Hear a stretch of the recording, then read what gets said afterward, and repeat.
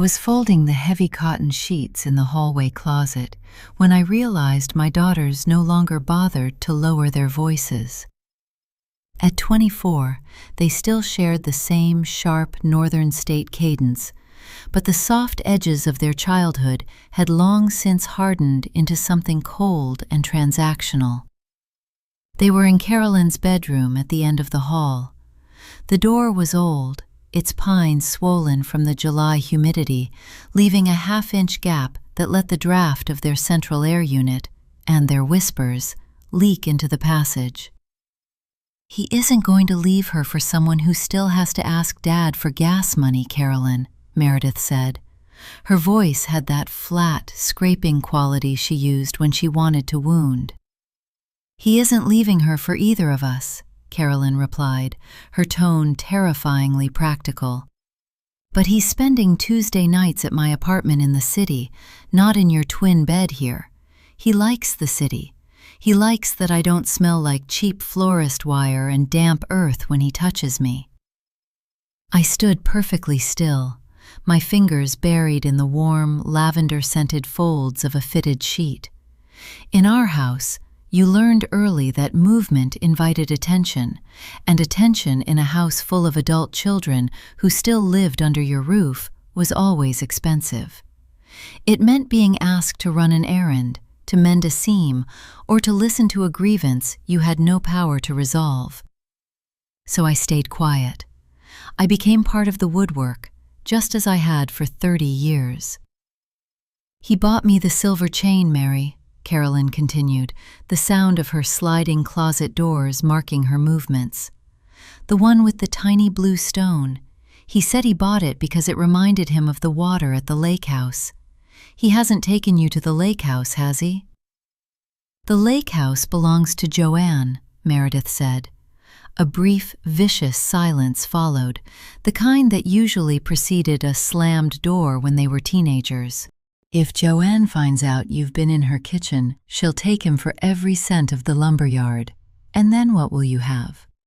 A 42-year-old man with a bad back and 3 college tuitions to pay." "She won't find out," Carolyn said, "because you won't tell her. Because if you do, I'll tell Mitchell about the emails you sent to his office address from your work account, the ones with the attachments." My heart did not leap into my throat. It did not race. When you have spent decades absorbing the small, sharp shocks of a family's selfishness, your body simply goes cold. It prepares for the weight of what must be carried next. Mitchell Vance lived 3 miles down the county road. His wife, Joanne, was the woman who had sat with me in the hospital waiting room for 11 hours when my mother's kidneys failed 8 years ago. She was the one who brought 3 casseroles to our back door, quietly leaving them on the porch so she wouldn't disturb our grief. Mitchell was a quiet man with silvering temples and a slow, polite way of speaking that made people in our small town trust him with their building contracts. I looked down at the sheet in my hands. The hem was fraying. I had meant to run it through the sewing machine last winter, but there had been no time. There was never any time. "Dinner's on," I called out down the hallway. My voice sounded thin, like paper that had been left in the sun too long. The silence from Carolyn's room was instantaneous. It was the guilty, heavy quiet of children who had forgotten their mother was still in the house. A moment later, Carolyn's door clicked fully shut. I carried the folded linens downstairs to the kitchen. The linoleum under my feet was worn through to the gray backing near the sink where I stood every evening. Raymond was already at the table, his reading glasses pushed up onto his forehead, his thumb tracing the edge of his tablet screen. He didn't look up when I set the basket down. "The girls are fighting again," he said, his eyes still fixed on an article about local property taxes. "They're always fighting, Raymond," I said, reaching for the potholders on the counter. "They're too old for it," he muttered. "They need their own places, both of them." "Carolyn has an apartment," I reminded him gently. "Then she needs to stay in it," he said, finally looking up as I set the plate of lemon pepper chicken between us.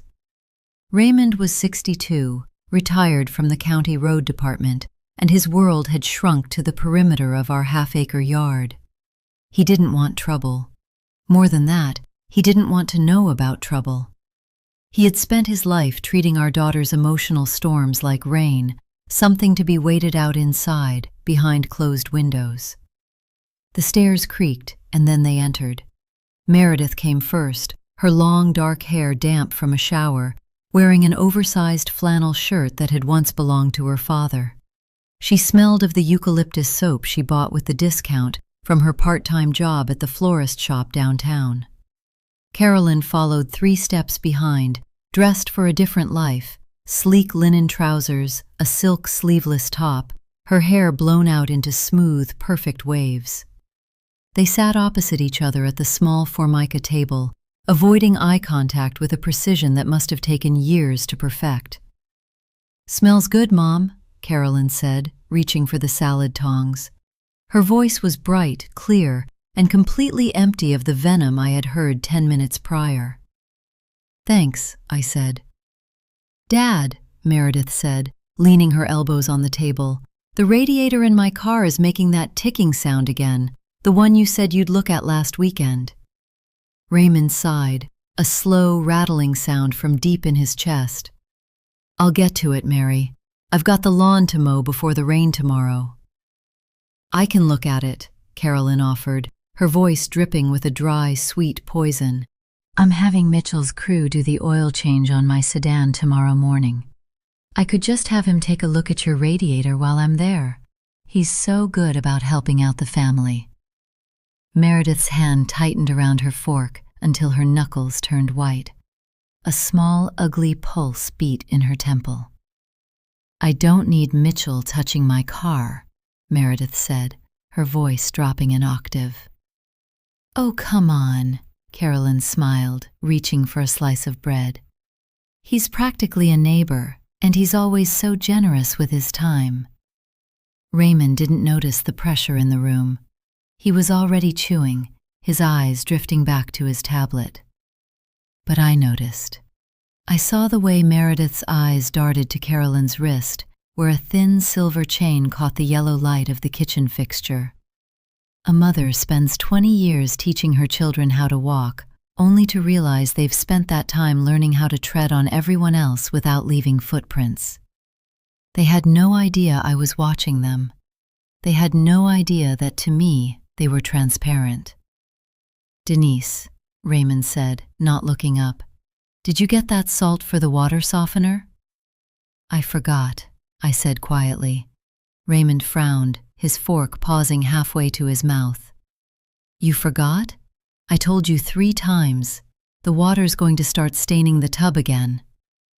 "I'll get it tomorrow," I said. My voice didn't have any anger in it.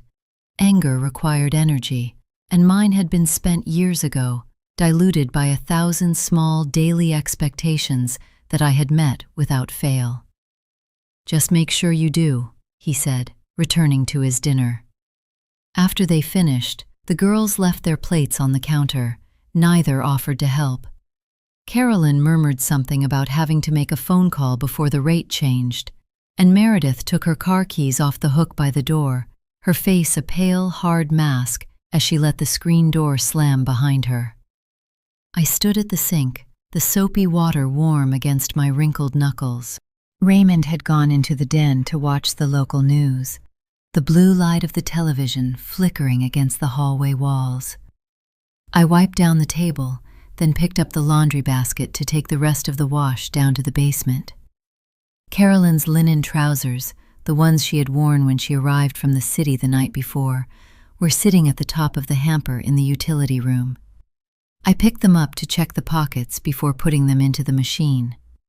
It was an old habit, left over from when they were children, and I had to fish out crayons, melted hard candies, and smooth river stones. My fingers brushed against something heavy in the right pocket. I pulled it out. It wasn't a coin or a tube of lip balm. It was a brass key attached to a small green plastic tag. On the tag, written in Joanne Vance's neat, round schoolteacher handwriting, were 2 words: Pool House. The key felt cold in my palm, despite the summer heat trapped in the small utility room. From upstairs, the screen door creaked open, then closed with its familiar, dull thud. Raymond's voice drifted down the basement stairs, flat and uninterested. "Denise, Mitchell Vance is at the back door. He says he came to drop off the hedge trimmers he borrowed from me last month." The brass key felt cold and heavy in my apron pocket, its sharp metallic teeth pressing through the thin fabric against my thigh as I climbed the cellar stairs. The wood groaned under my weight with a familiar, tired rhythm. It was a sound I had heard 10,000 times, a low vibration that usually signaled my return to the kitchen to begin another chore. Tonight, it felt like a warning. When I reached the screen door, Mitchell Vance was standing on the back porch. He was wearing his canvas work jacket, the collar slightly frayed, and he smelled of fresh pine sawdust and the cut grass of a late July evening. He held Raymond's red-handled hedge trimmers in one hand, his fingers wrapped loosely around the metal casing. "Here you go, Ray," Mitchell was saying, his voice a low, pleasant rumble that had quieted many a nervous homeowner in our county. "Blades are a little nicked, but I ran a file over them for you. Should cut clean now." Raymond took the trimmers, squinting at the blades in the yellow porch light. "Appreciate it, Mitch. Denise was nagging me about the hedges. You know how she gets when the driveway starts looking overgrown." I stood in the shadow of the screen door, watching them. Raymond didn't mean it maliciously. It was just his shorthand for domestic life. To Raymond, my desires were always nagging, a mild atmospheric disturbance he had to manage with occasional maintenance. Mitchell smiled, a polite, neighborly movement of his lips that didn't quite reach his eyes. "Well, we've got to keep the ladies happy, don't we?"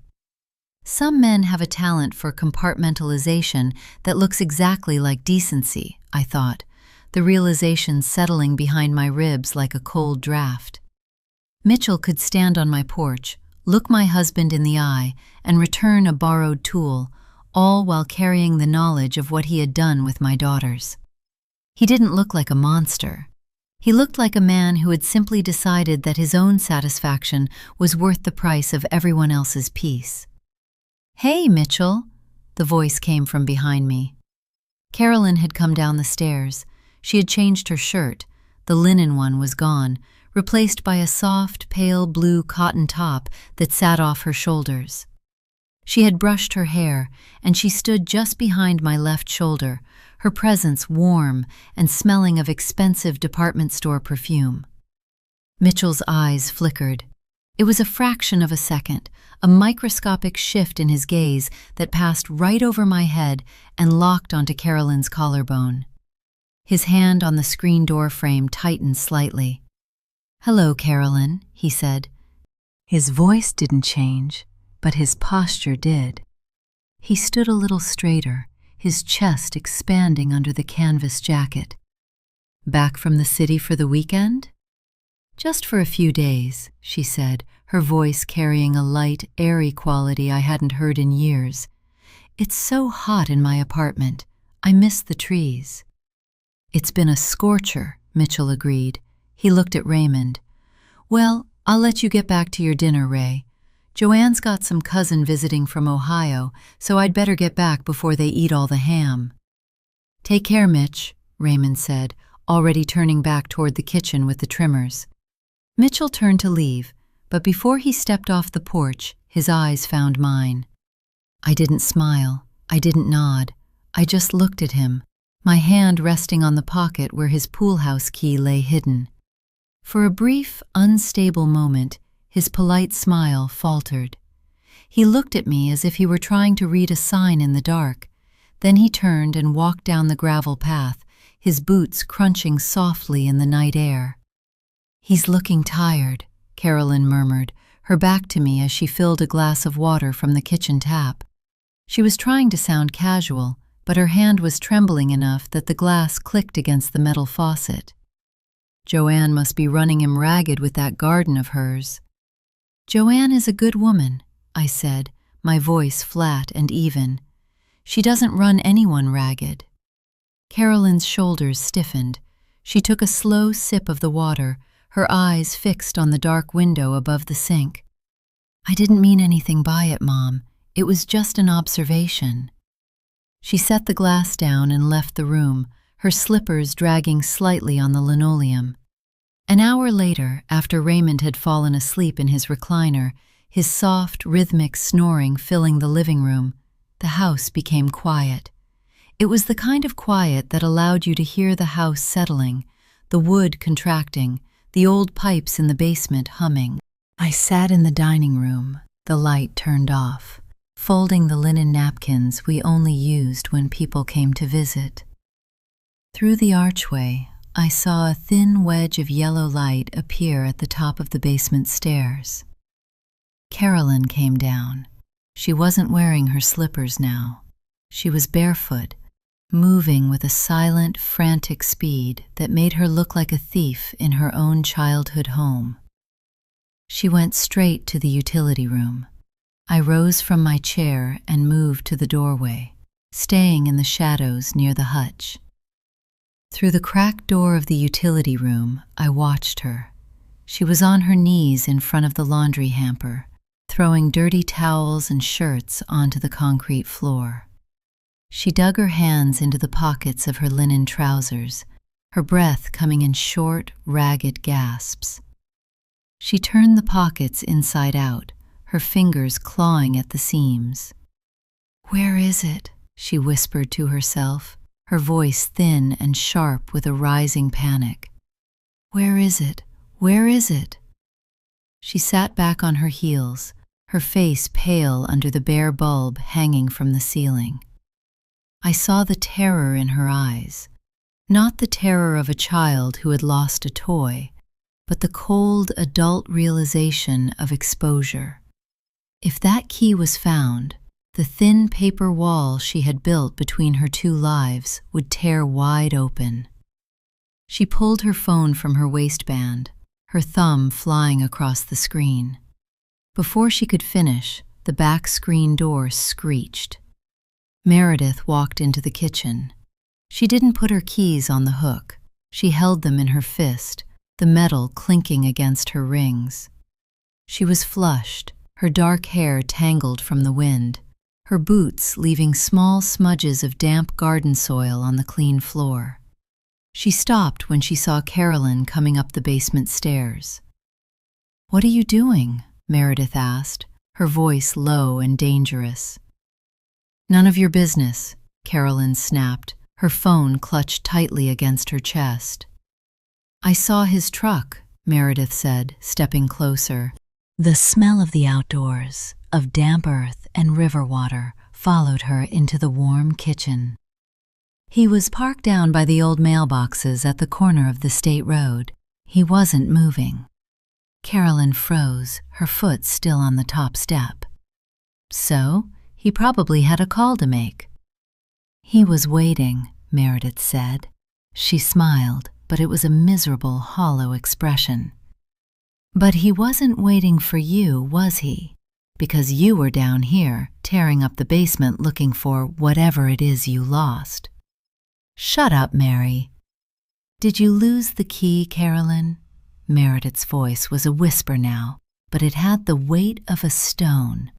"The one to the place where you think you're safe?" The kitchen phone, the old beige unit mounted on the wall near the refrigerator, rang. In a house this quiet, the sound was like a physical blow. Both girls jumped. Raymond didn't wake. His snoring in the next room simply hitched for a second before resuming its slow, heavy rhythm. I walked past them both, my face expressionless, and lifted the receiver. "Hello?" I said. "Denise?" Joanne Vance's voice was thin, shaking with a vibration I had never heard in all the years I had known her. "Denise, I'm sorry to call so late, but is Mitchell still there?" I looked at Carolyn. Her face had gone entirely gray. I looked at Meredith, whose fingers had tightened around her car keys until her skin was bloodless. "No, Joanne," I said softly, my thumb tracing the outline of the brass key in my apron pocket. "He left here about an hour ago." There was a long pause on the line, filled only with the dry hiss of long-distance static. "He hasn't come home," Joanne said. Her voice cracked just a little at the edge of the words. "And his truck is still down by the creek road, but the lights are off. I went down there, Denise. The driver's side door was wide open, and his phone was on the seat, but he's not there." "I'll come down, Joanne," I said into the receiver. My voice was the only steady thing in the kitchen, a quiet anchor in the rising tide of my daughter's panic. "Let me put on my walking shoes. I'll be there in 10 minutes. "Thank you, Denise," Joanne whispered, her voice cracking over the line. "I'm sorry to drag you out. I don't want to call the sheriff yet. If he's just had too much to drink, or if he's cooling his head, you know how Mitchell gets when the business is tight. I don't want the whole town talking." "I know," I said. "I'll be right there." I hung up the black plastic receiver and turned around. Carolyn and Meredith were frozen in the center of the kitchen, their silent war momentarily suspended by the cold front of reality. Carolyn was clutching her phone so hard her fingers looked like dry twigs. Meredith's keys were still clamped in her fist, her eyes wide, darting from me to her sister and back again. "What did she say?" Carolyn asked. The sharp, confident tone she used when she spoke from her city apartment was gone. She sounded 12 years old again, standing in the principal's office after being caught in a lie she couldn't squirm out of. "Mitchell's truck is down by the creek," I said, my voice empty of any dramatic rise. "The door is open. He isn't in it." "Oh my God," Meredith breathed, her hand going to her mouth. Did she call the police?" Carolyn's voice was high, thin, scraping against the ceiling of the old kitchen. "No," I said. "She called me." I walked past them to the small closet by the back door where we kept our mud boots and raincoats. I pulled out my old canvas jacket, the one with the frayed cuffs and the smell of wood smoke embedded in the lining.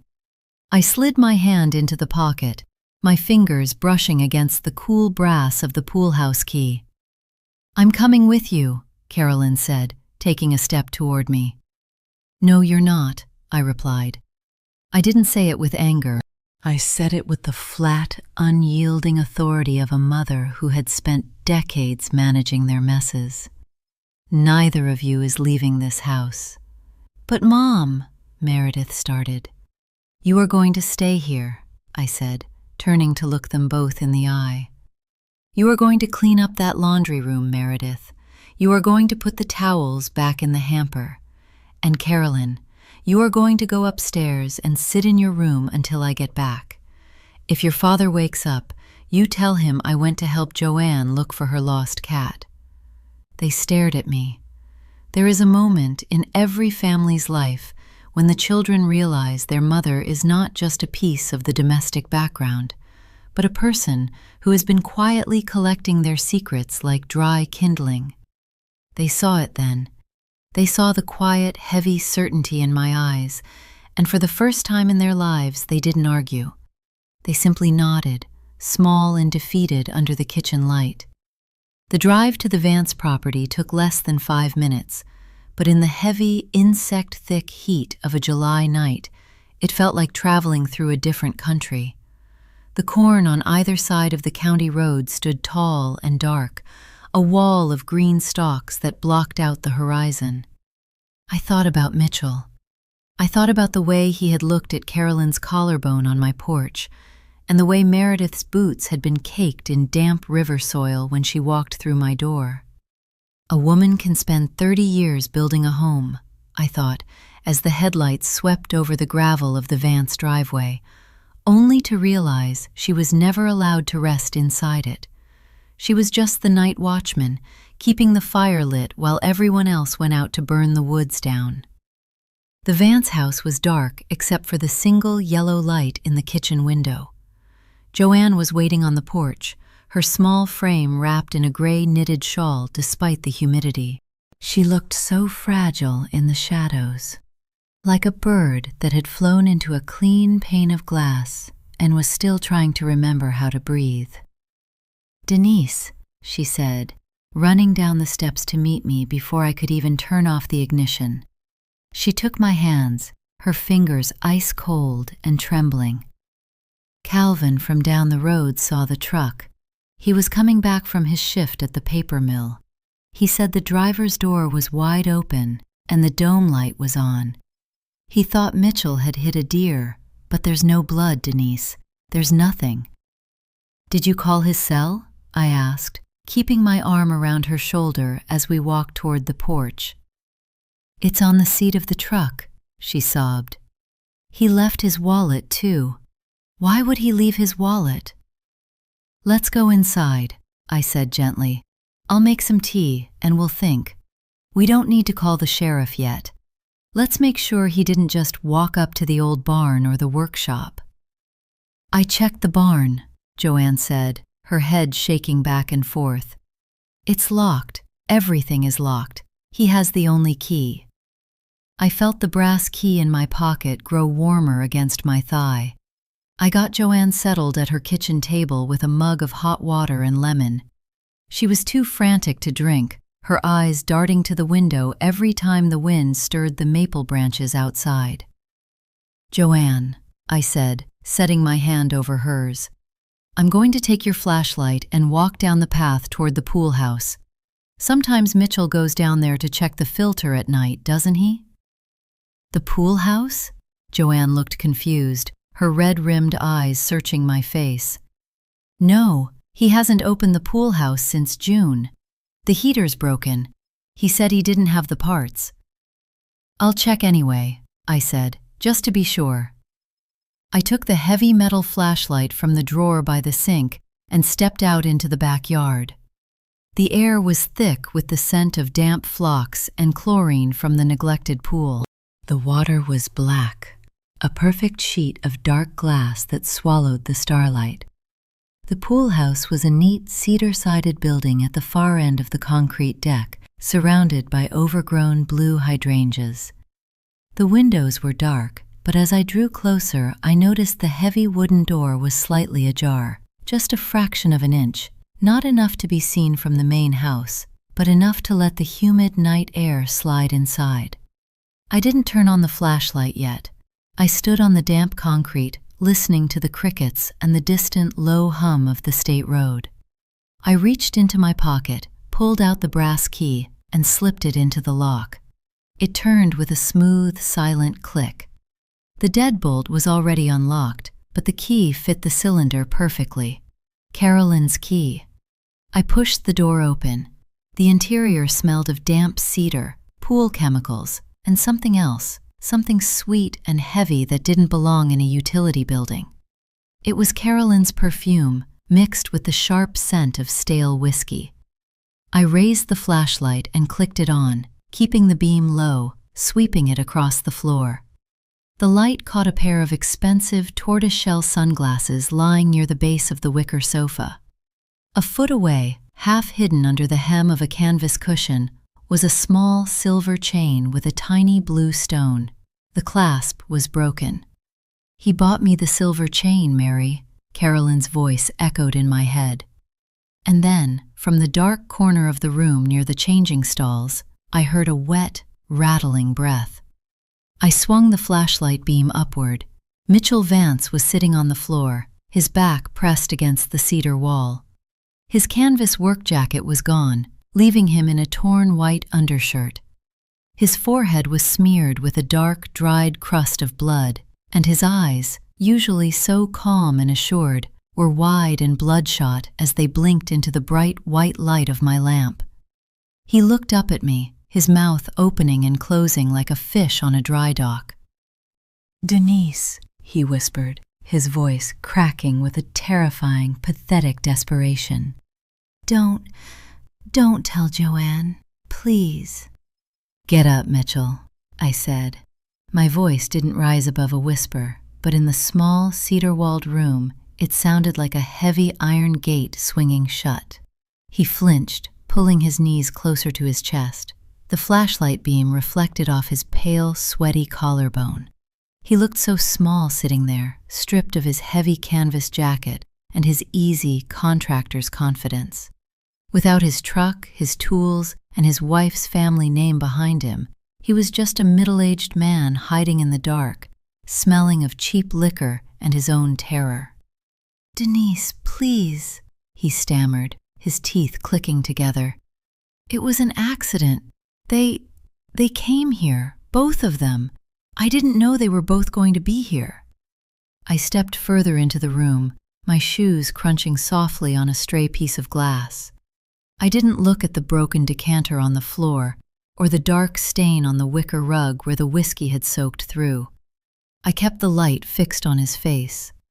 "Which one did it, Mitchell?" I asked. He swallowed hard, his eyes darting toward the door as if he expected Joanne to walk through it. "Meredith. She must have followed Carolyn from your house. Carolyn was already inside. We were just talking, Denise, I swear." Then Meredith came through that door like a wild animal. She was screaming at Carolyn, saying Carolyn had stolen everything from her. She grabbed the bottle off the side table. She was aiming for Carolyn's head, but I got between them. I tried to grab her arm and... He touched the dried crust of blood on his forehead. I fell. I think I hit the corner of the stone hearth. Everything went black for a minute. When I woke up, the room was empty. But then I heard my truck start up outside. The pieces fell into place with a sickening, silent click. Meredith had driven his truck down to the creek road. She had left the door open and the dome light on, a desperate, half-formed plan born of panic. She thought she had killed him. She wanted to make it look like an abduction, a robbery, anything to buy herself time to get back home and figure out how to hide the fact that she and her sister had been in this room. And Carolyn had run back to her bedroom only to realize her key to the pool house was missing from her pocket. She had been frantically searching the laundry, terrified that she had dropped the one physical object that would prove she had been here when Mitchell died. They were my daughters. I had carried them, raised them, and shielded them from the small, harsh realities of our quiet lives. And now they were accomplices in a stupid, clumsy crime of passion over a man who wasn't worth the price of a single pane of glass. "Where is Carolyn's car?" I asked. Down behind the old barn," Mitchell whispered. "We parked it there so Joanne wouldn't see it from the house. Carolyn was going to leave it there until tomorrow morning." "Listen to me, Mitchell," I said, leaning down so the flashlight beam was inches from his face. "You are going to get up. You are going to put on your shirt, and you are going to walk down to the creek road. You are going to get into your truck, and you are going to drive it back up this driveway." But the sheriff," he whimpered. "Joanne said—" "Joanne hasn't called the sheriff yet," I interrupted. I stopped her. "But if you don't do exactly what I tell you, she will. And then the sheriff will find Carolyn's car behind your barn. He'll find her sunglasses on your floor. And he'll find the key I have in my pocket, the one Joanne gave Carolyn when she stayed here last summer." He stared at me, his mouth open, the realization of his complete ruin finally settling into his eyes. "What do I tell Joanne?" he asked. "You tell her you hit a deer near the creek," I said, my voice cold and steady. "You tell her the deer jumped out of the brush, you swerved, and you hit your head on the steering wheel. You got disoriented, walked down into the ravine to look for the animal, and lost your phone in the dark. That's why your truck door was open. That's why your phone was on the seat. Do you understand me?" "Yes," he whispered. "Yes, Denise, I understand."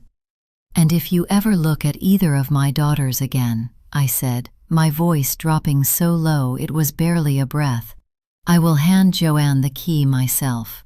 And then I will tell the bank about the 3 building permits you forged last winter to keep your lumber yard afloat." He went entirely still. The silence in the pool house was absolute, save for the hum of the pool pump outside. He hadn't known I knew about the permits. He had forgotten that when you are the quietest person in the room, people speak around you as if you are a piece of stone. They leave papers on kitchen tables. They leave folders in the back seats of cars. "Get up," I said. He stood, shaking, and began to search the dark room for his shirt. I didn't help him. I turned my back, picked up Carolyn's sunglasses and the broken silver chain from the floor, and slipped them into my pocket alongside the brass key. The power in a family doesn't belong to the ones who make the most noise, I thought as I stepped back out into the humid night air. Or the ones who take what they want. It belongs to the one who knows exactly where the foundations are cracked and chooses when to let them crumble. I walked back to the main house. Joanne was still at the kitchen table, her tea untouched, her hands pressed against her cheeks. "Denise?" she asked, her voice filled with hope and dread as she heard the screen door open. "He's fine, Joanne," I said, letting out a long, tired sigh that I didn't have to fake. "I saw his headlights coming up the county road just now. He's driving the truck back up." 5 minutes later, Mitchell walked through his own back door. He played his part well enough, though his hands were shaking as he let Joanne fuss over the cut on his forehead. He repeated the lie I had given him, word for word, his eyes never once crossing mine as I stood by the door.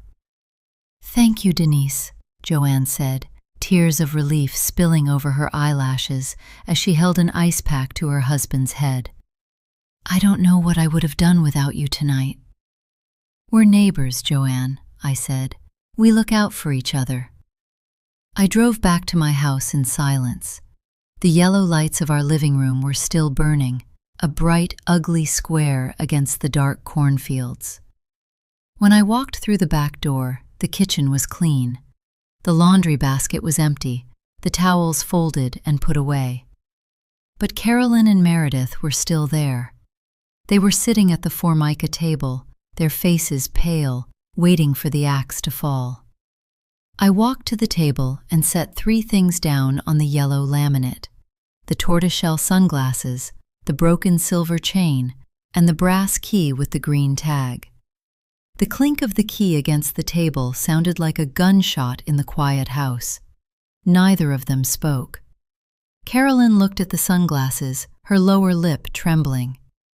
Meredith stared at the broken chain, her chest rising and falling in shallow, rapid breaths. "Mom," Carolyn whispered, her voice cracking. "Is he—" Before I could answer, Meredith's phone, sitting in the center of the table, began to vibrate. The screen lit up with Mitchell's name. Meredith reached for it, her hand shaking, but I set my hand over hers, pressing her fingers flat against the table. "Leave it," I said.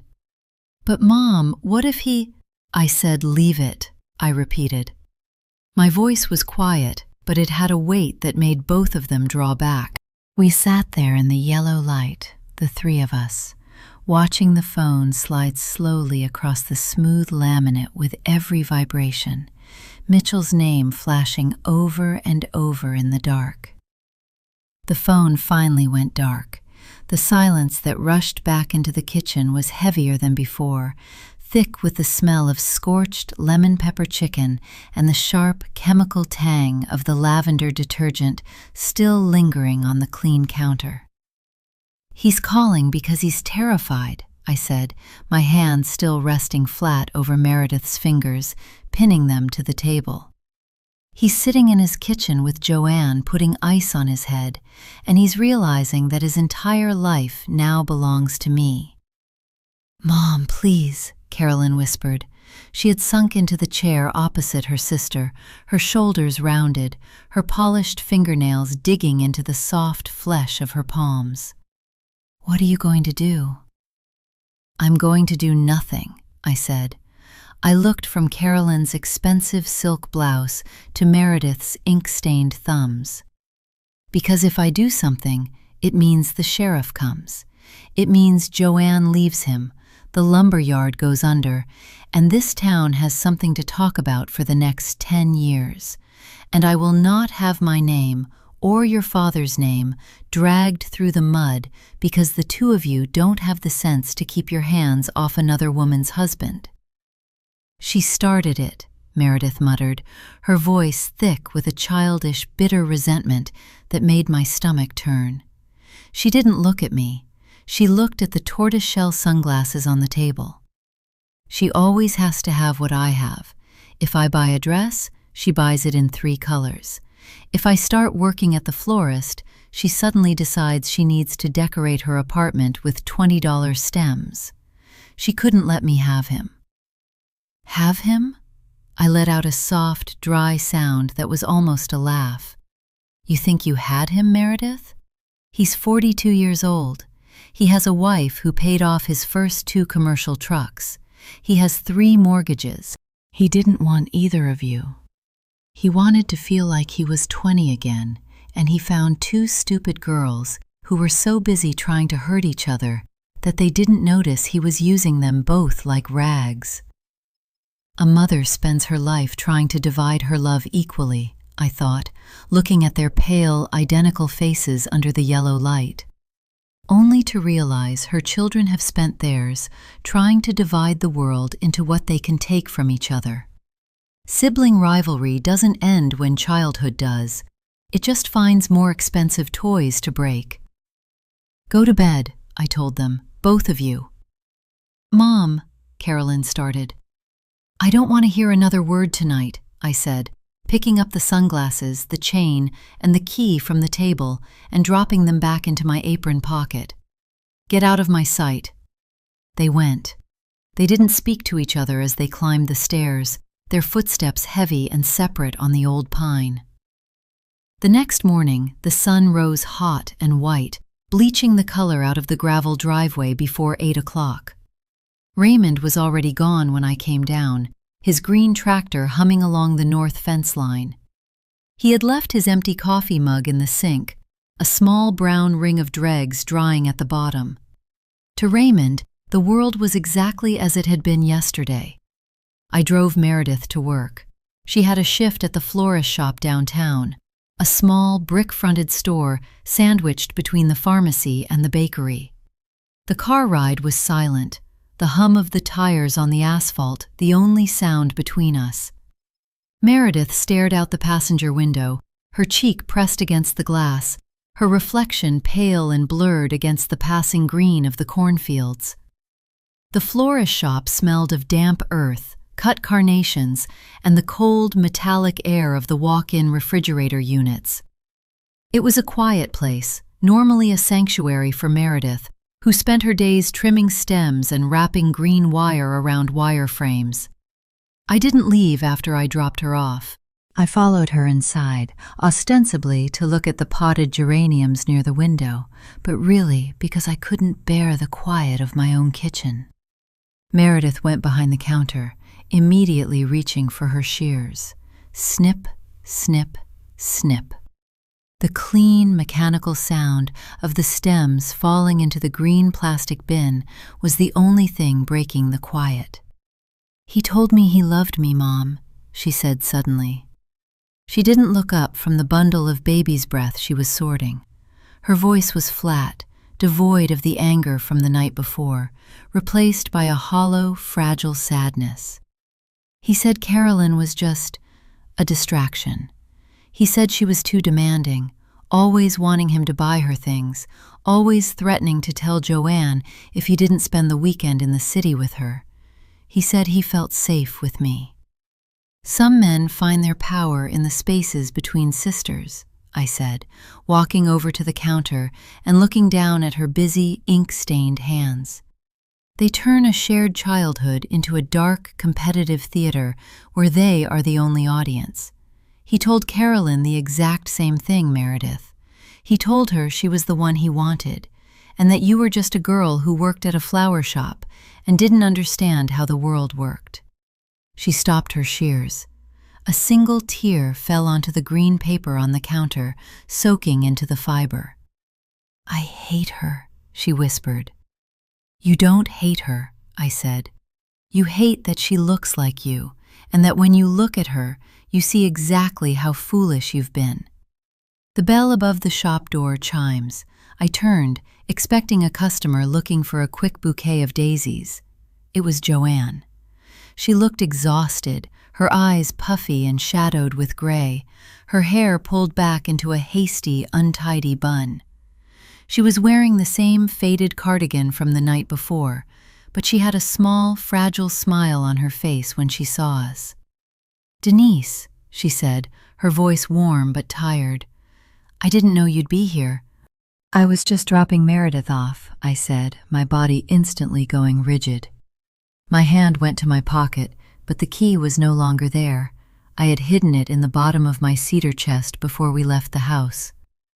Joanne walked past me, going straight to the counter where Meredith stood.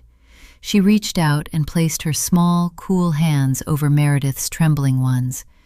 "Meredith, dear," Joanne said, her eyes filling with tears. "I had to come by. Mitchell told me everything this morning, about how you found him." I froze. My breath caught in my throat, a cold, hard lump of ice. He told you," Meredith stammered, her eyes flying to mine in a panic. "Yes," Joanne nodded, wiping a tear from her cheek. "He told me he was so embarrassed last night he couldn't say it in front of Denise. He said he swerved for that deer near the creek, and when he got out of the truck to look for it, he fell down the bank and hit his head. He said he was lying there in the dark, unable to get up, and you were driving by on your way home from the florist. You saw his truck, you came down into the ravine, and you helped him back up to the road. He said if you hadn't been there, he might have lain there all night." I looked at Meredith. Her face had gone through 3 different stages of shock before settling into something else, something sharp, dark, and calculating. Mitchell hadn't told Joanne the truth. Of course he hadn't, but he also hadn't told the lie I had given him. He had modified it. He had written Meredith into the story as his savior, binding her to his survival, while completely erasing Carolyn from the night.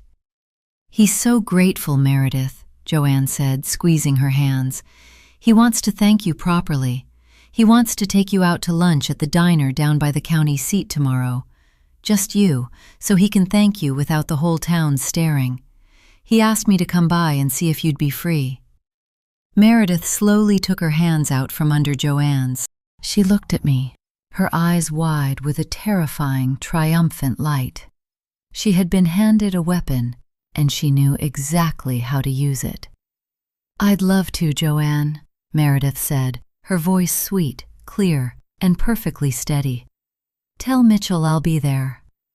The bell above the shop door chimed as Joanne walked out, her small, rounded shoulders disappearing past the display of summer wreaths. Meredith stood behind the counter, her shears still poised over a bundle of baby's breath. The small, triumphant smile on her face was sharp enough to cut. She looked at me, her eyes bright with a feverish, competitive energy that made her look entirely unfamiliar. "Don't look at me like that, Mom," she said, her voice dropping into a low, defensive purr. "He chose me. He told her I was the one who helped him. He didn't even mention Carolyn." "You think he chose you?" I walked closer to the counter, the smell of cut greenery and cold water thick between us. "Meredith, look at yourself. He didn't choose you because he likes you. He chose you because you're the one who drove his truck to the creek. He's tying you to his lie so that if the truth ever comes out, you're the one who goes down with him. If you tell Joanne the truth now, you have to explain why you lied to her face and let her believe you saved his life." "He wouldn't do that," she muttered, though her hand shook slightly as she set the shears down. He likes me. He told me I was the only one who really understood him.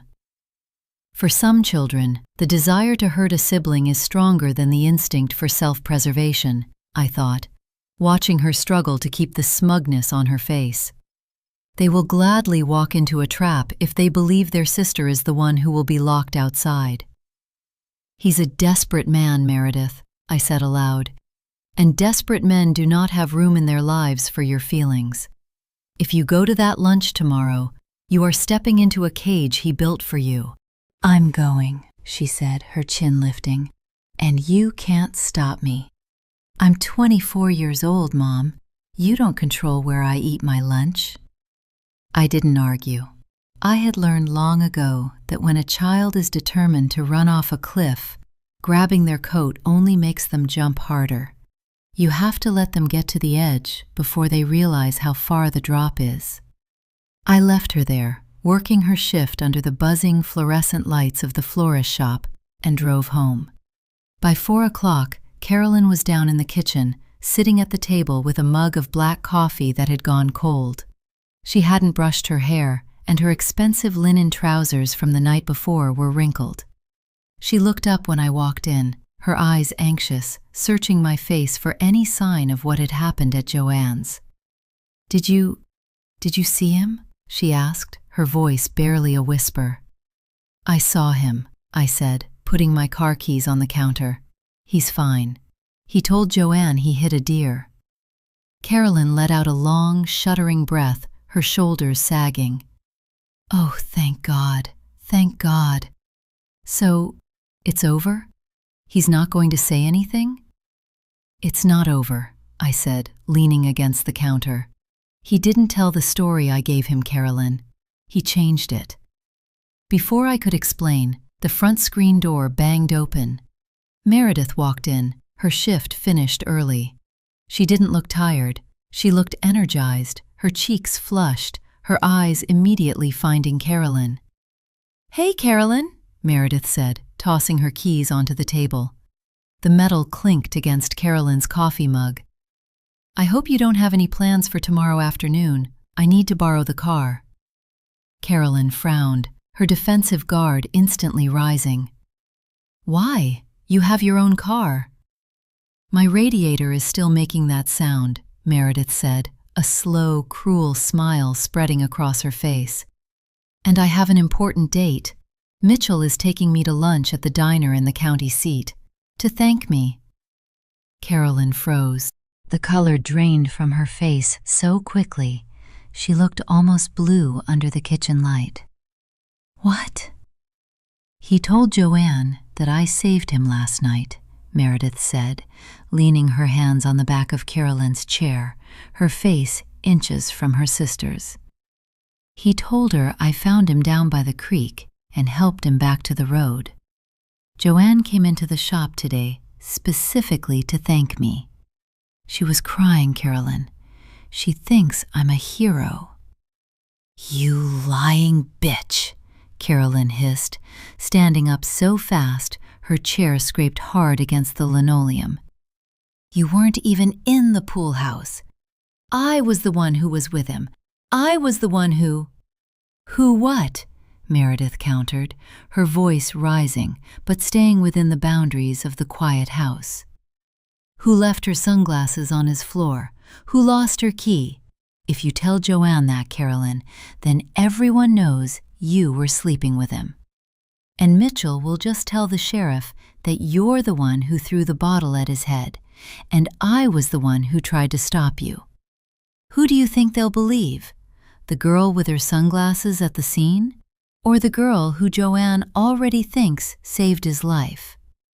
The silence that followed was suffocating. The two of them stood chest to chest in the center of the kitchen, their breathing loud and ragged, their faces identical in their fury and their terror. They had constructed a mutual blackmail web, and Mitchell Vance was pulling the strings from the center, using their own hatred for each other to keep them both quiet.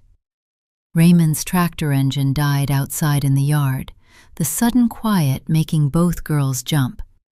I looked at them, my heart heavy with a profound, cold exhaustion.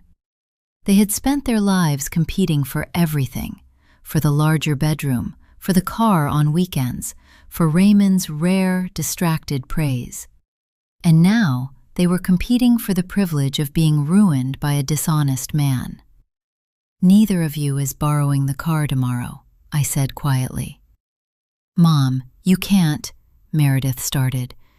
"I can," I said, my voice cutting through their argument like a blade through silk. "And I will.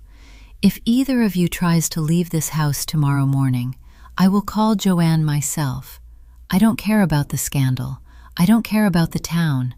I have spent 30 years protecting this family from the consequences of its own stupidity, and I am finished." They stared at me, the anger in their faces temporarily frozen by the realization that I meant every word. At 4:30, after Raymond had gone into the den to watch the early farm reports, I took my keys off the counter. I didn't tell the girls where I was going. I didn't have to. They were too busy watching each other from opposite corners of the living room to notice me leave. I drove down to Vance Lumber on the edge of town. The yard was mostly empty, the heavy diesel trucks parked in neat rows under the metal sheds. The smell of cut pine and chemical wood treatment was strong in the late afternoon heat. Yellow dust danced in the long shafts of sunlight cutting through the trees. I walked into the small wood-paneled office. The secretary had already gone home, but the light was still on in Mitchell's private office at the back. He was sitting at his desk, his sleeves rolled up, a white bandage taped neatly over the cut on his forehead. When he saw me walk through the door, his face went completely rigid. He slowly stood up, his hand hovering near his desk phone. "Denise," he said, trying to find his contractor's voice and failing. "What are you doing here?" "We need to talk about your lunch tomorrow, Mitchell," I said, walking to the front of his desk. As I approached, my eyes fell on the top drawer of his desk, which was pulled open an inch. Inside, sitting on top of a stack of folders, was a white envelope with the logo of a national bank. Next to it was a printed airline itinerary, one way, from the city airport to Miami, dated for 2 days from now. And on his desk calendar, the date of tomorrow's lunch with Meredith had a small, neat check mark next to it, with 3 words written in his tight architect's hand: "Transfer yard accounts." Mitchell Vance wasn't trying to manage the affairs with my daughters.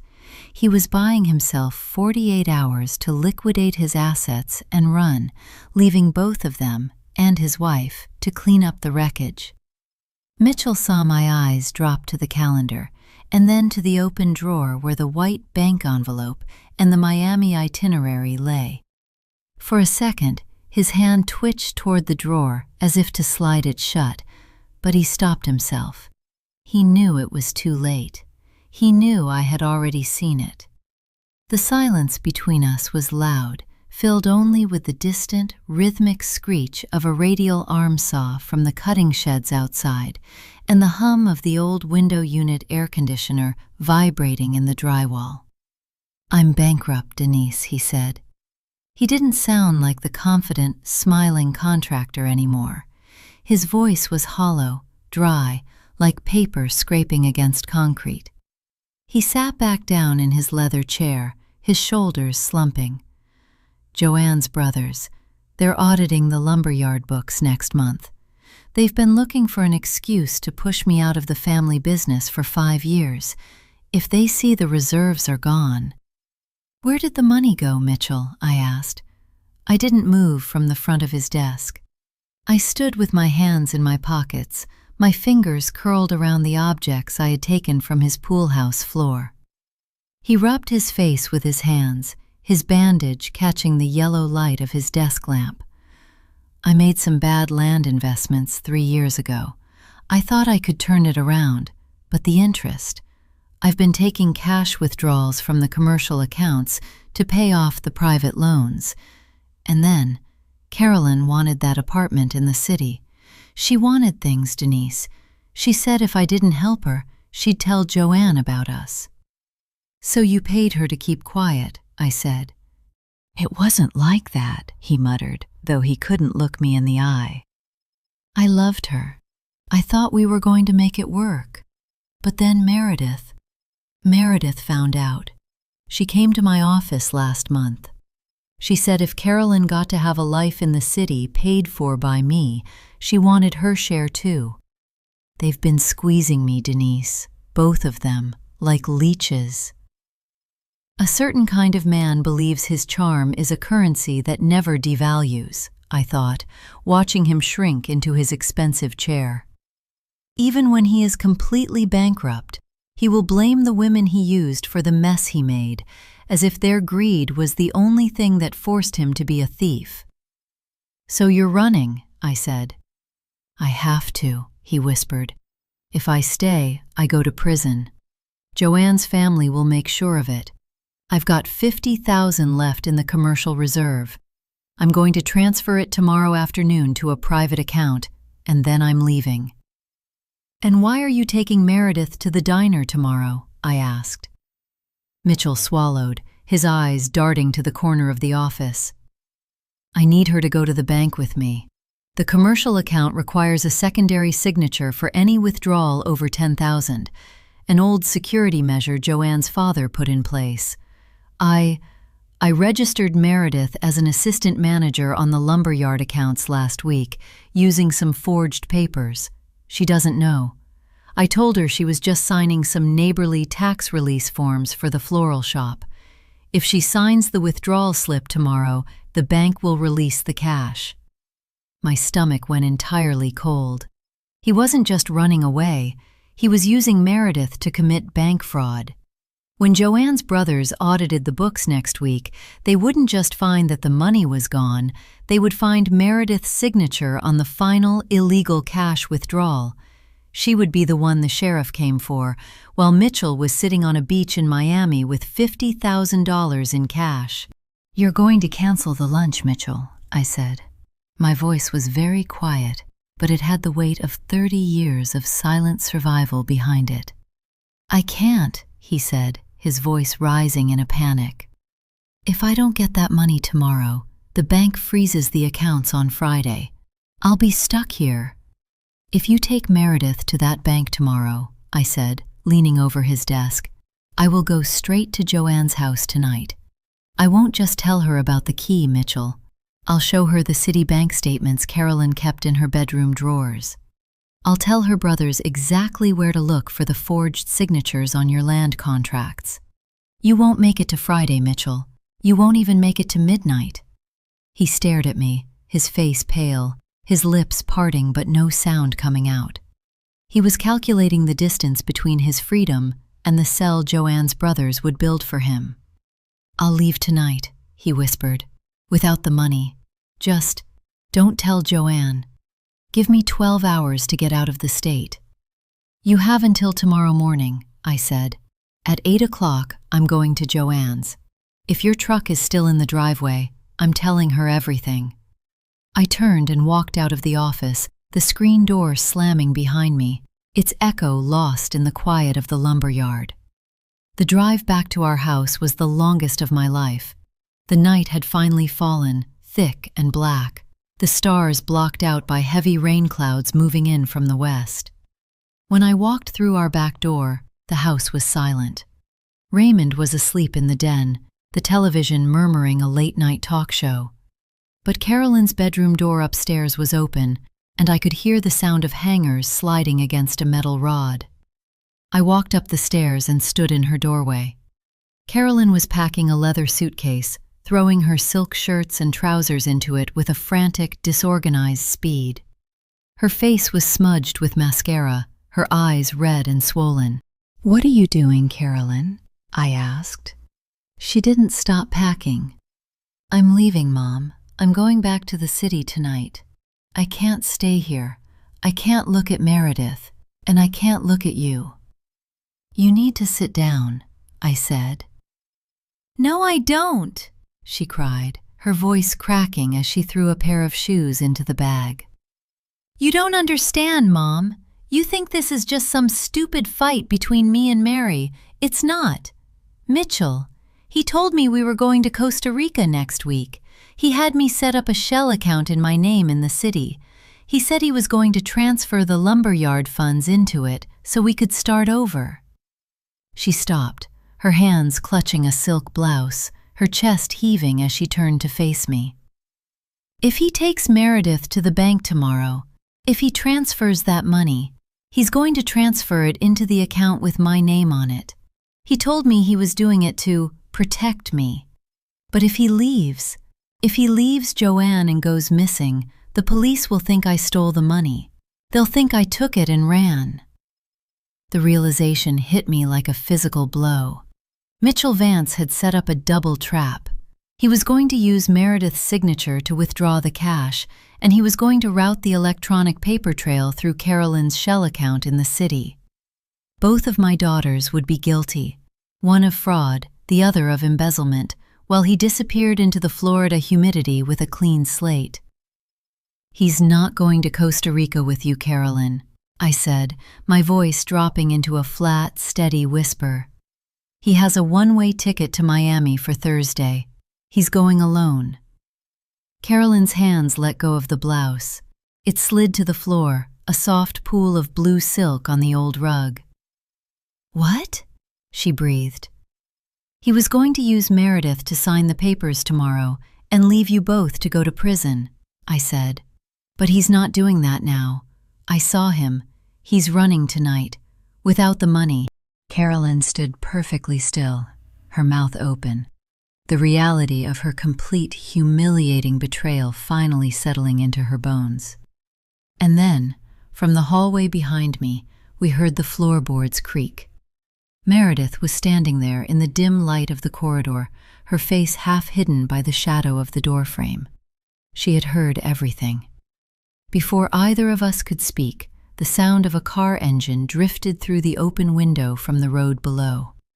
It was the low, heavy rumble of a diesel engine moving slowly past our driveway in the dark. The floorboards in the hallway didn't just creak, they seemed to sigh under the weight of Meredith's stillness. She stood in the frame of Carolyn's door, her arms hanging limp at her sides, her face pale and hollowed out by the shadows of the corridor. She had heard every word. "Mary," Carolyn breathed, her hands still hovering over the half-packed suitcase. For the first time in their lives, there was no anger in Carolyn's voice when she spoke to her sister. There was only a terrible, fragile pity. Meredith didn't answer.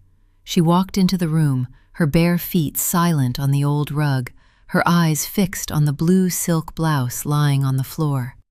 She looked at it as if it were a foreign object, something she couldn't quite identify. "He told me I was the hero," Meredith whispered.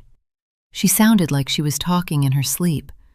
"He said he was going to take me to the diner so everyone would see us together. He said he was finally going to show me off." "He was going to put the money in my account, Mary," Carolyn said, her voice shaking as she stepped toward her twin. "He was going to make me look like the thief who cleared out the lumberyard, and he was going to make you look like the accomplice who signed the withdrawal slips. He didn't love either of us. He was going to send us both to prison." Meredith stopped. She looked at Carolyn, really looked at her, past the expensive city clothes and the polished nails, and saw her own reflection, frightened, foolish, and utterly discarded. The hardest thing for a victim of manipulation to accept is not that they were unloved, I thought, watching them stand there in the yellow light of the bedroom, but that their love was calculated and assigned a dollar value before they even gave it. They had spent months fighting over a prize that was actually a trap. Outside, the low, wet rumble of the diesel engine grew louder, then stopped. The idling was deep, vibrating through the glass of Carolyn's window. I walked to the window and pushed the lace curtain aside. Down at the end of our gravel driveway, near the old wooden mailbox, a pair of headlights was cutting through the dark. The rain had just started, a sudden heavy summer downpour that turned the gravel road into a slick, black mirror. The truck's windshield wipers were going thump, thump, thump, thump, their steady rhythm matching the dull pulse in my temples. It was Mitchell's truck. "He's here," Carolyn whispered, coming to stand behind me. "Why is he here? You told him he had until tomorrow morning." "He doesn't have the password to the city account," Carolyn said suddenly, her eyes widening in a fresh wave of panic. "The bank sent the physical security token to my apartment, but I brought it here with me. It's in my purse. He can't execute the $50,000 electronic transfer from Miami without the code from that token. He's stuck." Carolyn's phone, sitting on the nightstand, buzzed. We all looked at it. The screen lit up, casting a pale blue glow against the wallpaper. It was a text from Mitchell. "Bring the token down to the mailbox, Carol. We leave tonight. Forget Meredith. I have the cash. We can be in Florida by Friday." Meredith stared at the screen. The last of her delusions died right there in the quiet room, her face hardening into a cold, lifeless mask. "What do we do, Mom?" Carolyn asked, her voice cracking as she looked at me. "What do we do?" "You stay here," I said. I walked out of the room before they could argue. I went down the stairs, my hand sliding along the smooth wood of the banister I had polished every Saturday for 30 years. In the living room, Raymond was still asleep in his chair, his head tilted back, oblivious to the storm outside and the ruin idling at the end of his driveway. I pulled my canvas jacket from the peg by the back door and stepped out onto the porch. The rain was cold, a sudden shock against the heavy, humid air. It soaked through my hair and ran down the collar of my jacket as I walked down the gravel path. The smell of wet earth and hot asphalt was thick in the dark. As I drew closer to the truck, the headlights blinded me, forcing me to squint and hold my hand up to shield my eyes. The engine was loud, a heavy metallic throb that seemed to shake the very ground. I walked up to the driver's side door. The glass was fogged from the heat inside the cab. "Get in, Mitchell," I was prepared to say, "and drive out of this county before I call the bank." I reached out and pulled the heavy chrome handle of the door. The latch clicked and the door swung open, the interior light of the cab coming on. I froze. Mitchell Vance wasn't in the driver's seat. Sitting behind the wheel, her hands gripping the leather steering wheel so hard her knuckles were yellow-white, was Joanne. She was wearing Mitchell's canvas work jacket, the collar turned up against the cold draft of the air conditioner. Her face was entirely wet, not from the rain, but from a steady, silent stream of tears that had washed away any trace of her usual polite schoolteacher makeup. She didn't look at me. She kept her eyes fixed on the windshield wipers clearing the rain from the glass. "Denise," she said. Her voice was flat, empty of any emotion, like a bell that had been cracked and could no longer ring. "Get in." I stood there in the pouring rain, the water streaming down my face, my hand still holding the heavy truck door. "Joanne," I said, "where is Mitchell?" She slowly turned her head to look at me. In the dim yellow light of the truck's cabin, her eyes looked like two dark, empty holes. "He's in the back," she said. I looked past her shoulder, my eyes adjusting to the darkness of the truck's extended cab. Mitchell was there, slumped against the passenger door of the back seat, his head tilted at an unnatural angle against the glass. He wasn't moving. His canvas jacket was draped over his lap, and his hands were tucked into his pockets, but his face was the color of wet paper. "He tried to leave me, Denise," Joanne said, her voice dropping into a quiet, conversational whisper that was far more terrifying than any scream. "He was packing his things in the office. I went down there to bring him his dinner. I saw the ticket to Miami. And then I saw his phone. I saw the messages from Carolyn and the ones from Meredith." She turned back to the windshield, her wipers going thump-thump, thump-thump against the rain. "We need to go to the lumber yard, Denise," she said. "We need to finish this." The rain beat a relentless, deafening tattoo against the metal roof of the cab as I stood frozen in the open doorway. The smell of wet wool, leather, and the heavy metallic tang of the truck's heater filled the space between Joanne and me. "Joanne," I said, my voice cutting through the roar of the downpour. I climbed into the passenger seat, pulling the heavy door shut behind me. The interior light flickered out, plunging us into the dim, green-tinged glow of the dashboard. I didn't look at Joanne. I reached immediately over the console, twisting my body to reach into the dark of the back seat. My fingers found the side of Mitchell's neck, pressing into the cold, damp skin below his jawline. For 3 agonizing seconds, there was nothing. Then, a slow, heavy pulse thudded against my fingertips. His skin was clammy, and his breathing was shallow and wet, but he was alive. "He's breathing, Joanne," I said, turning back to face her. "Put the truck in park." Her hands stayed clamped to the steering wheel, her knuckles white and bloodless. She stared straight through the windshield, where the wipers were struggling against the sheets of water. "I went to the office," she whispered. Her voice was too calm, too level, like a schoolteacher reciting a spelling list to a quiet classroom. "I brought him his dinner. He was sorting through files, throwing things into a burn barrel behind the cutting shed. He had his suitcase on the floor.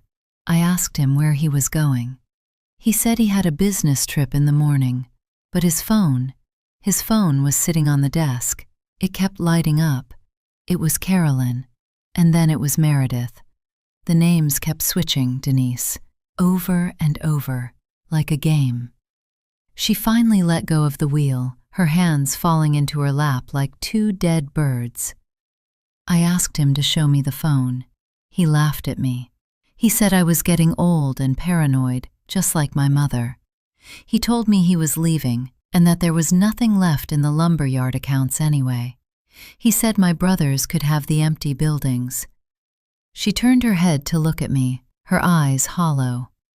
I couldn't let him leave, not like that, not after 30 years. I put his sleeping tablets in his whiskey, the strong ones he takes for his back. He drank it because he was celebrating. He thought he had won. "Where did you load him into the truck?" I asked, my mind working with a cold, desperate speed. "At the office," she said. "He passed out at his desk. I managed to get him into the back seat. He's heavy, Denise. But when you've spent 30 years carrying a man's secrets, your back gets stronger than you think." The most dangerous people in a small town are not the ones who break the rules openly, I thought, looking at the quiet, broken woman beside me, but the ones who have kept them perfectly for 40 years, until the weight of their own obedience finally crushes them. Joanne had been the perfect wife, the perfect neighbor, the perfect daughter, and now she was sitting in my driveway with her unconscious husband in the back seat, completely unraveled. "Give me the keys," I said, reaching out my hand. She didn't argue. She turned the ignition off, the heavy rumble of the diesel engine dying instantly, leaving only the sound of the rain drumming against the cab. She dropped the heavy metal keyring into my palm. I got out of the passenger side, the rain instantly soaking through my clothes again, and walked around to the driver's seat. Joanne slid over into the passenger side without a word, her head sinking into her hands. I didn't drive to the lumberyard. I backed the truck slowly up our driveway, parking it in the shadow of the old tool shed where Raymond couldn't see it from the living room window. When I cut the headlights, the kitchen door of our house opened. Carolyn and Meredith stepped out onto the back porch, shielding their eyes against the dark. They had coats pulled over their shoulders, their faces pale, identical triangles in the dim light of the porch bulb. They had seen the truck return. They knew something was wrong. I opened the driver's door and stepped down into the mud. "Get inside," I called out to them as they started down the wooden steps. "Mom," Carolyn called back, her voice tight with panic. "Is that Mitchell? Why is his truck back?" "I said get inside," I repeated, my voice leaving no room for argument. But they didn't listen. They were 24, still driven by the frantic, selfish energy of their own fear. They ran down the steps, their shoes splashing in the gravel puddles, until they reached the side of the truck. Meredith reached the driver's side window first, pulling herself up onto the running board to look inside. She saw Joanne, and then she saw Mitchell slumped in the back seat. A sharp, choked gasp escaped her lips, and she stepped back off the truck, her heel catching in the gravel. Carolyn caught her arm, her eyes darting from her sister to me, then to the dark interior of the cab. "What is this?" Carolyn whispered, her face turning completely white. "Mom, what did you do?" "I didn't do anything," I said, standing between them and the truck door. "Joanne is here, and Mitchell is heavily sedated. He's alive, but he needs to go to the hospital in the county seat, right now." "The hospital?" Carolyn's voice rose, panic turning it thin and screechy. "But if they run blood tests, if they see the pills, they'll call the sheriff, and then the bank, the city accounts." "We have to get the money out first," Meredith said suddenly. She wasn't looking at her sister, she was looking at the ground, her mind racing, her survival instincts clawing through the shock. "Carolyn, you have the token. If we do the transfer tonight, before the bank realizes he's in the hospital, we can pay off the yard's debts. We can make it look like Mitchell was just doing a normal transfer. We can save Joanne." "You want to use his fraud to save him?" Carolyn looked at her sister in disbelief. "Or are you just trying to make sure you don't go to jail for the cash withdrawal?" "I'm trying to keep us all out of prison," Meredith screamed over the sound of the rain. I looked at my daughters, and then at Joanne, who was sitting motionless in the passenger seat, her head still buried in her hands. The rain was washing the dirt off the truck's hood, but it couldn't wash away the rot that had been growing in this family for years. "Silence," I said. It wasn't a shout. It was a low, heavy command that made both of them instantly quiet. "Neither of you is touching those accounts," I said, looking at Carolyn. "And neither of you is going to that bank tomorrow. Carolyn, you are going to go inside, and you are going to give me that security token. Meredith, you are going to get in the back seat of this truck and keep pressure on Mitchell's chest to make sure his breathing stays steady." They stared at me, the rain streaming down their faces, their childish rivalry finally crushed by the cold reality of what lay in the back seat. "And what are you going to do, Mom?" Carolyn whispered. "I'm going to drive Joanne and Mitchell to the hospital," I said. "And on the way, I'm going to make a phone call to Joanne's brothers." The sisters looked at each other, the last of their silent war dissolving into the dark. And then, from the back seat of the truck, we heard a wet, rattling cough. Mitchell's eyes slowly opened, his pupils dilated into huge black pools as he looked through the rain-streaked glass at the four of us standing in the driveway. The small digital screen of the security token blinked with a pale green sequence of 6 digits, casting a faint shadow across Carolyn's wet palm as she pressed it into my hand. "Don't lose it, Mom," she whispered, her voice barely carrying over the sound of the rain. "If that code expires, if Mitchell wakes up and changes the primary password, we'll never get into the city accounts to prove what he did." "I won't lose it," I said, sliding the heavy plastic key fob into my canvas jacket pocket, alongside the silver chain and the tortoiseshell sunglasses. "Now get inside. Stay with your father. If he wakes up, you tell him I'm at the hospital with Joanne." Meredith was already in the back seat of the truck, her knees pulled up to her chest to avoid touching Mitchell's damp trousers. She looked down at him, her face a mixture of disgust and terror. Mitchell lay slumped against her side, his breathing a wet, rattling snore that rose and fell in the cramped cabin. His eyes were half open, but they were glassy, rolling back into his head as the truck's heater began to blow hot, stale air through the vents.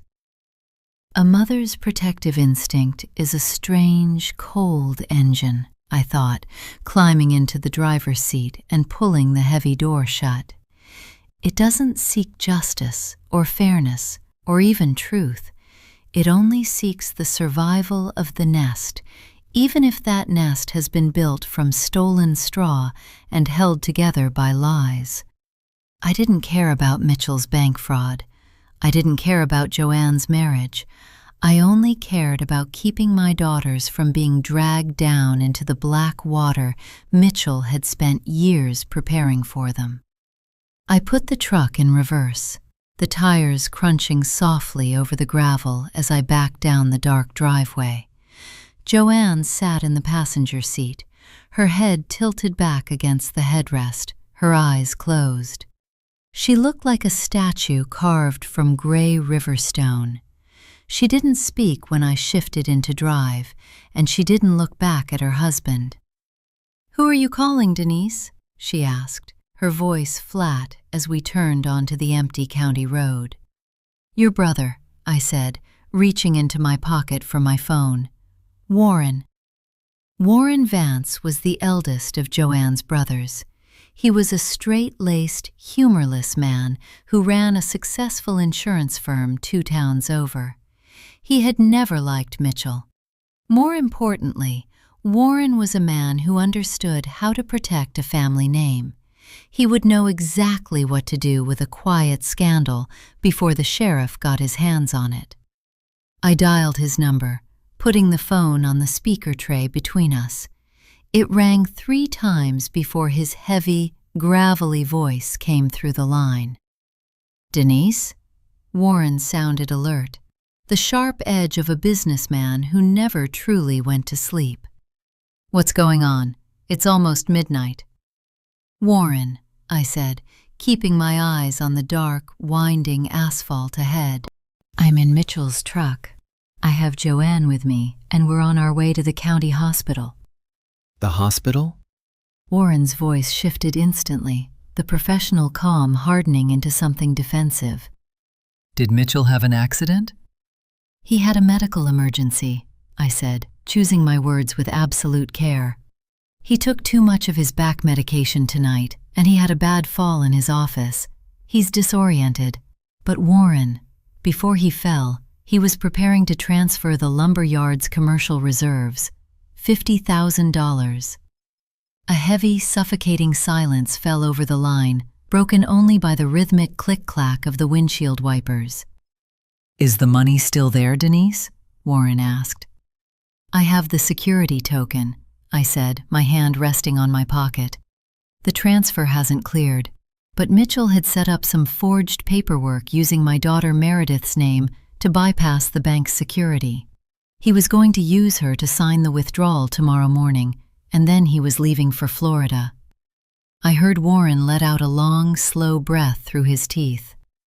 "Where is he now?" "He's in the back seat," I said. "He's semi-conscious. Joanne is in shock, Warren.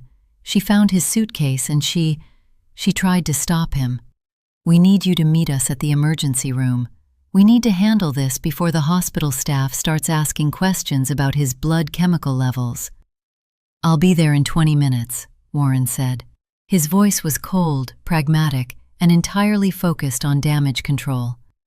"And Denise, don't let anyone touch those bank accounts tonight. If that money moves, my hands are tied." "I won't," I said, and hung up. We drove in silence for the next 15 miles, the old county road twisting through the dark cornfields like a black ribbon. In the back seat, Mitchell's breathing grew louder, a desperate, rattling gasp that made Meredith pull further into the corner of the cab. "He's shaking, Mom," she whispered, her voice trembling. "His hands are freezing." Keep him warm, Meredith, I said, not looking back. Just keep him breathing.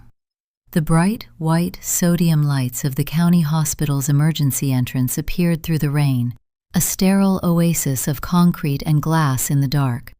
I pulled the truck into the ambulance bay, the tires screeching on the wet concrete under the canopy. Before I could even turn off the engine, 2 orderlies came through the automatic glass doors, pushing a chrome gurney between them. Behind them, Warren's tall, dark-coated figure emerged from the rain. He looked older under the fluorescent lights, his forehead lined with deep, permanent creases.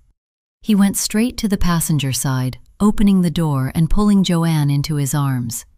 She didn't cry. She just let herself be lifted out of the truck, her head sinking onto her brother's shoulder like a tired child. The orderlies opened the back door of the cab, their hands practical and efficient as they began to pull Mitchell's heavy, limp body onto the gurney. I got out of the driver's seat, my legs stiff and aching from the tension of the drive. I stood by the door, watching them strap Mitchell down, his face pale and wet with the rain that was blowing under the canopy. As the orderlies began to wheel the gurney toward the glass doors, Mitchell's hand suddenly shot out from under the heavy wool blanket. His fingers, cold and damp, wrapped around my wrist with a desperate, terrifying strength. He pulled me down toward him, his breath smelling of sour whiskey and the chemical sweetness of the sleeping tablets. His eyes, bloodshot and wild, locked onto mine with a sudden, clear focus. "Denise," he gasped, his voice a dry, rattling whisper that barely reached my ears over the sound of the rain. It's not in the account. Carolyn, she took it. She took it this morning. The 50,000. It's already gone." He let go of my wrist, his hand falling limp against the chrome rail of the gurney as the orderlies pushed him through the automatic doors. I stood there in the bright, cold light of the ambulance bay, my wrist still tingling where his fingers had clamped into my skin. I reached into my pocket, my fingers wrapping around the small plastic security token Carolyn had given me in her bedroom. The little green screen was still blinking, generating its silent, useless codes in the dark. She hadn't given me the token to prevent a crime. She had given it to me because she had already used it, and she needed the evidence out of her room before the police arrived.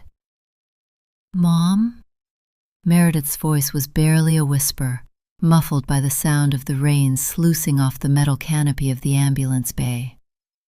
She stood by the open passenger door of the truck, her arms wrapped tightly around her chest, her dark hair plastered to her forehead. "What did he say to you? What did Mitchell say?" I didn't answer her immediately. I stood under the harsh, buzzing fluorescent lights, looking down at my wrist. The skin where Mitchell's fingers had clamped was already beginning to flush red, a small, violent bracelet of broken capillaries that would turn purple by morning. I reached into my pocket and pulled out the small, gray plastic security token. The green digital screen was still active, the 6-digit number changing with a soft electronic blink. 482019. Then, 30 seconds later, it shifted. 731045. It was a perfectly useless piece of plastic, a toy. The deepest betrayals in a family are never the ones committed in anger, I thought, the realization settling into my bones like the damp night chill. They are the ones calculated in the quiet of a bedroom, planned by the person who knows exactly how much weight you can carry before you break. Carolyn hadn't given me this token to protect us. She had given it to me so that when the bank traced the IP address of the transfer to our house, the physical key to the account would be found in my kitchen, not her suitcase. "Meredith," I said, turning to look at her, "get back in the truck." "Mom, tell me," she pleaded, her eyes wide and wet. Did he say something about the money?" "The money is already gone," I said, my voice flat, empty of any room for debate. Carolyn transferred it this morning. Meredith froze, her foot hovering over the running board of the truck. Her mouth opened, but no sound came out for a long, terrible second. Then, her face twisted into an expression of pure, unadulterated hatred, the kind of look that only a twin can give, born from a lifetime of shared skin and stolen space. "She took it," Meredith hissed, her hands curling into fists at her sides. "She took it and left my name on the authorization files. She's going to let them arrest me." "We're going home," I said, climbing into the driver's seat. I didn't wait for Warren to come back out of the emergency room. I didn't need to. Warren would handle Mitchell's medical charts, and he would handle Joanne's silence. He was a man who understood how to bury a scandal, but he couldn't bury the $50,000 that had vanished from the Vance lumber commercial reserve. That was a paper trail that led straight to my front door. The drive back to our house was silent. Meredith sat in the passenger seat, her head pressed against the cold glass of the window, her body shaking with a quiet, dry sobbing that had no tears left in it. She was realizing, second by second, that her sister had not just defeated her in their stupid, sordid competition for Mitchell's attention. Carolyn had actively sacrificed her to save herself. When I pulled the truck into our driveway, the kitchen light was still burning, a bright yellow square against the dark cornfields. We walked through the back door, our wet shoes squeaking on the linoleum. Carolyn was standing by the bottom of the stairs. Her leather suitcase was zipped and sitting by her feet, and she was wearing her long beige trench coat, her car keys already clutched in her hand. She looked up when we entered, her eyes instantly scanning my face, then Meredith's. "You're back early," she said, her voice tight, trying to sound casual and failing. How is Mitchell?" I didn't say a word. I walked to the kitchen table and dropped the gray security token onto the yellow formica. It slid across the laminate, stopping inches from her hand. "The money is gone, Carolyn," I said. Carolyn didn't flinch. She didn't gasp. She looked down at the token, her face hardening into an expression of smooth, cold intelligence that I had never seen on her before. She looked like a stranger, someone who had spent her entire life studying our family's weaknesses and had finally decided she was done playing her part. "You didn't need this token tonight," I said, leaning against the counter, "because you already did the transfer this morning from your apartment in the city. You just brought the key back here so the police would find it in this house." "You're a monster!" Meredith screamed, taking a step toward her sister, her fingers clawing at the air. "You set me up. You put my name on the cosigner files. You're going to let them take me to jail."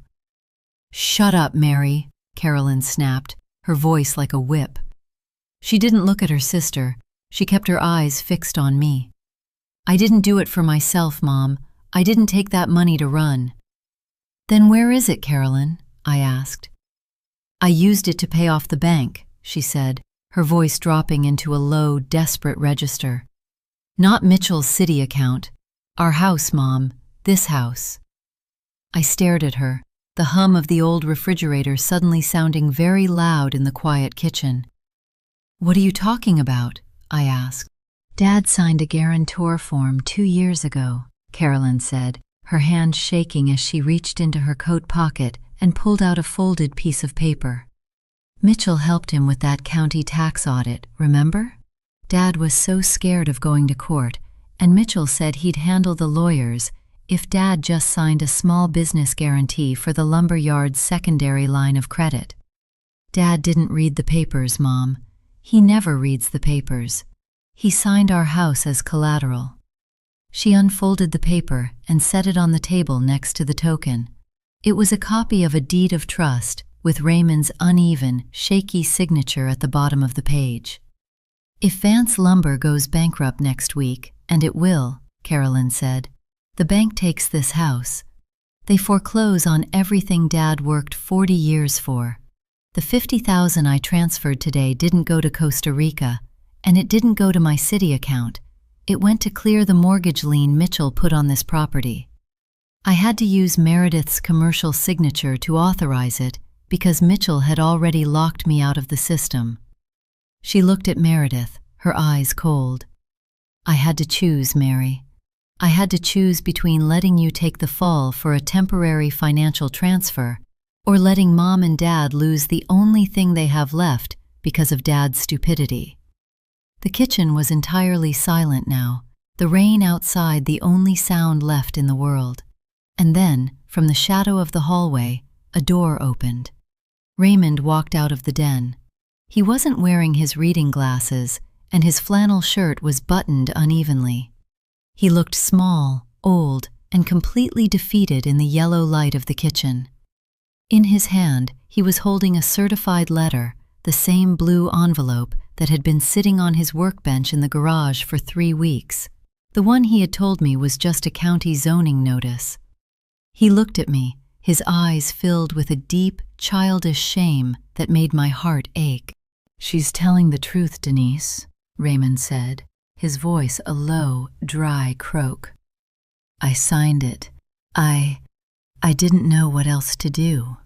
Raymond stood in the doorway of the kitchen, his shoulders curved forward as if he were trying to shrink himself out of the room.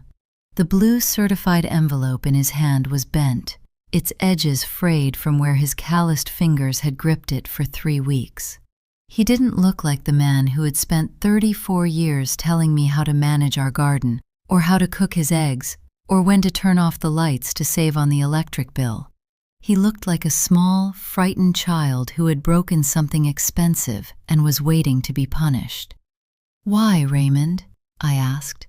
My voice was very low, but it seemed to fill the entire room, dampening the sound of the rain outside.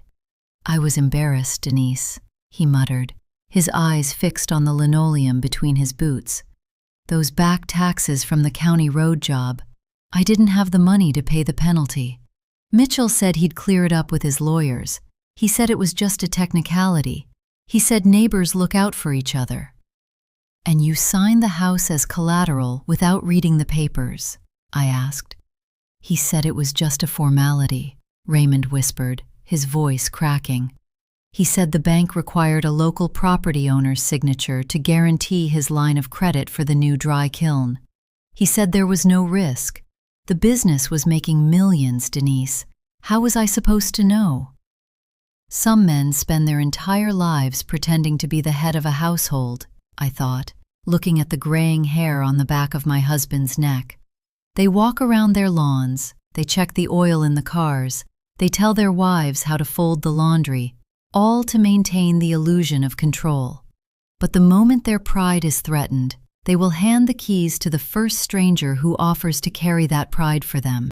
Raymond had traded our 34 years of labor to avoid admitting he had made a mistake with his taxes.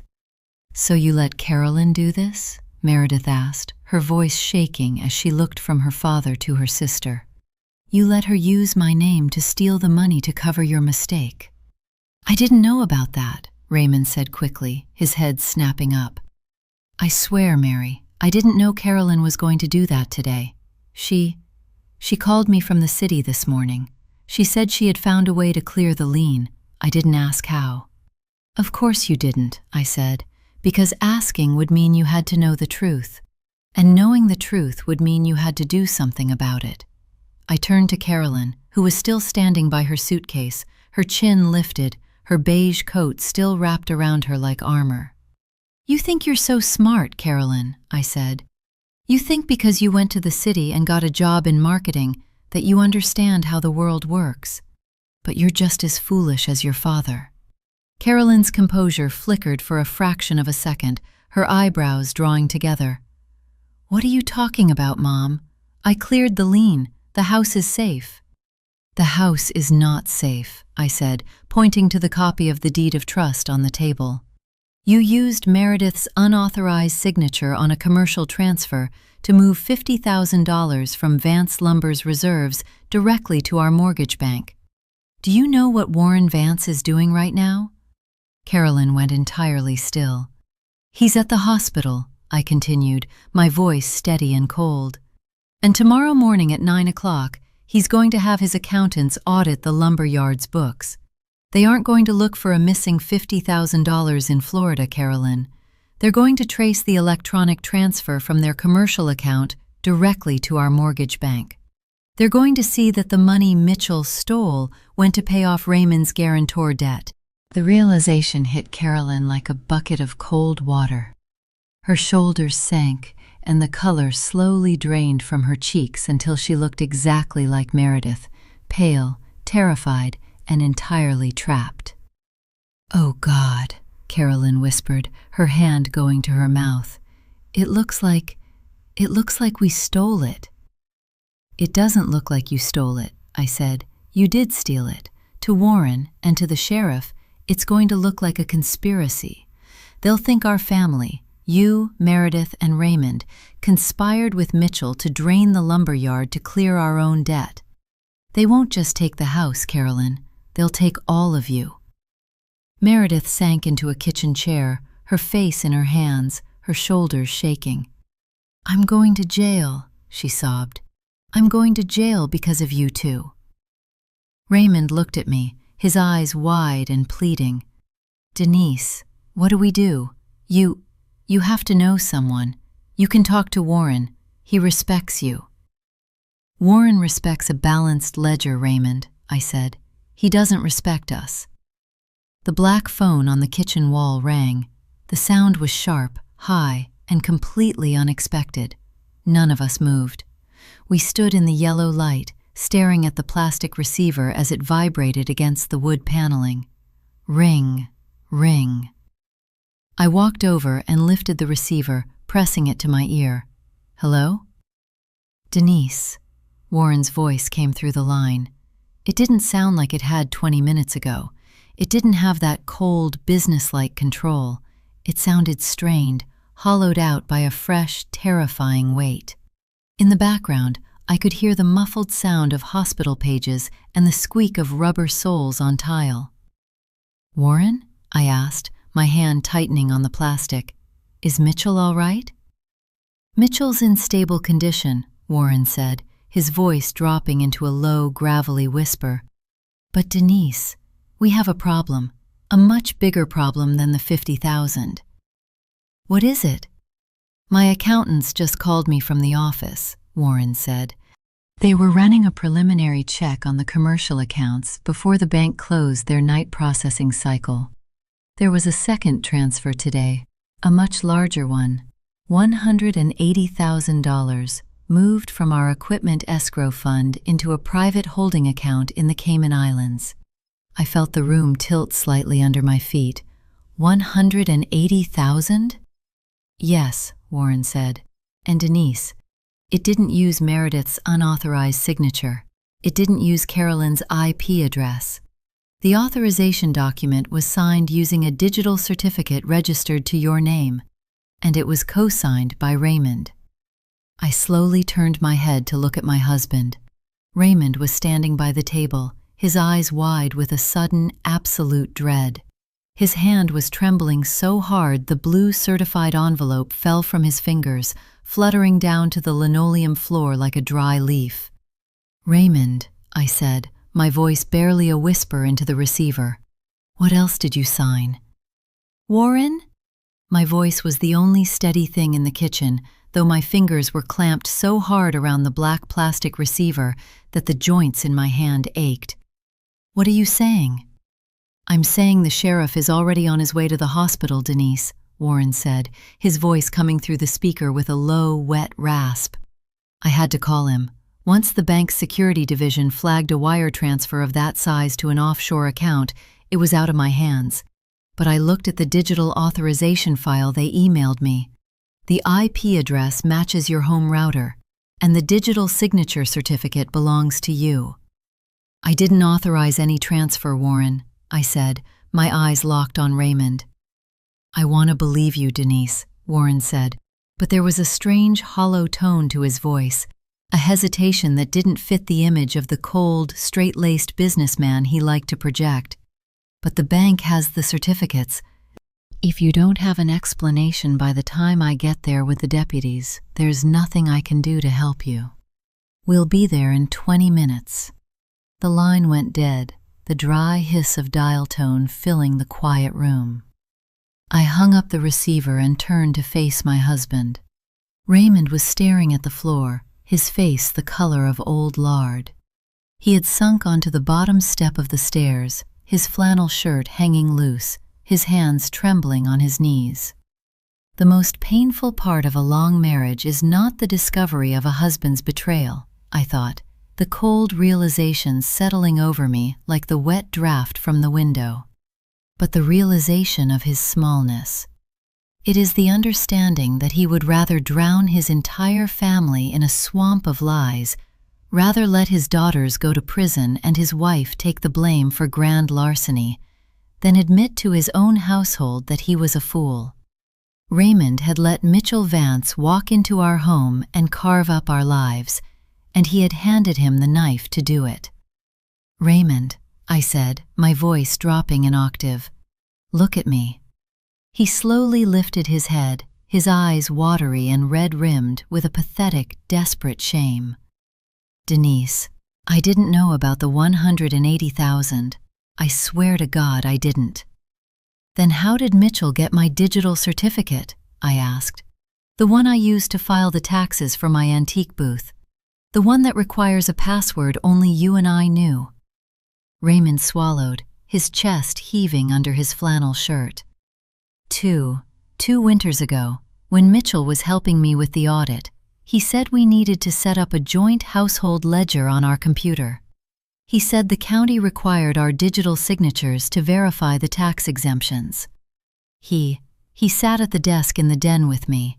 He had a flash drive, Denise. He said he was just copying the public key certificates to verify our identities. I didn't know he could use them to sign bank transfers. "You gave him the password," I said. Raymond didn't answer. He just closed his eyes and let his head fall forward, a silent admission of guilt that felt heavier than any shout. "You gave a thief the keys to our lives because you were too lazy to read the paperwork," Carolyn said, her voice dropping all of its city slicker pretense, leaving only a raw, bleeding anger. "You let him take everything, Dad. Everything." Meredith didn't yell.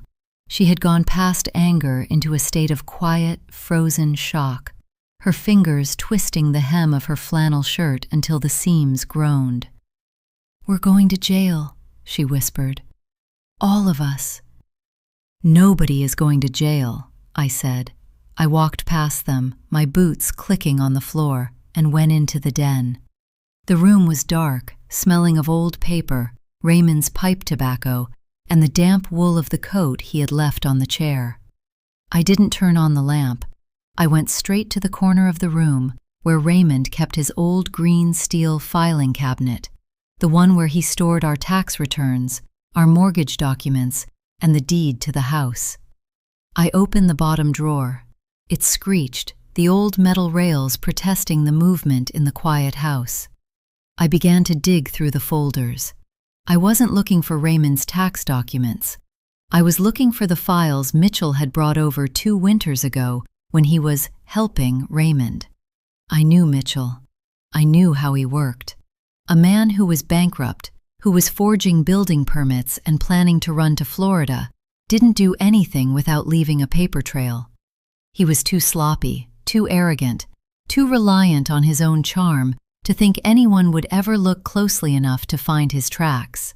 At the very back of the drawer, behind an old folder labeled 1998 Farm Bureau Insurance, my fingers brushed against a thick, heavy manila envelope. It had no label, but it was sealed with a piece of red packing tape.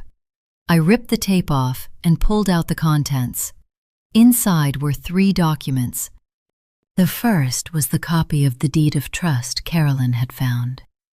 The second was the authorization form for the joint household ledger. But it was the third document that made me freeze, the paper rattling in my hand. It was a copy of the Vance Lumber Equipment Escrow Agreement. The one Warren had just told me had been drained of $180,000. But it wasn't Mitchell's signature at the bottom of the escrow agreement. It was Warren's. Written in Warren Vance's neat, lawyerly hand was an authorization dated 3 weeks ago, approving the transfer of the equipment funds into a holding account to avoid a local tax assessment. And below his signature was a second name, Raymond's, written in Mitchell's smooth, forged hand, using the digital certificate Mitchell had stolen from our computer. Warren hadn't just discovered the second transfer tonight. Warren had authorized it. He had been using Mitchell to siphon the lumberyard's money out of the family business before his brothers could audit the books next month. And he had used Raymond's stolen digital signature as the co-signer to ensure that if the transaction was ever flagged, the blame would fall entirely on my husband. That's why Warren had called me tonight. He wasn't trying to warn me. He was trying to see if I had found the papers. He was trying to see if his name was still safe. "Mom?" Carolyn's voice came from the doorway of the den. She was standing in the shadows, her eyes wide as she watched me hold the papers.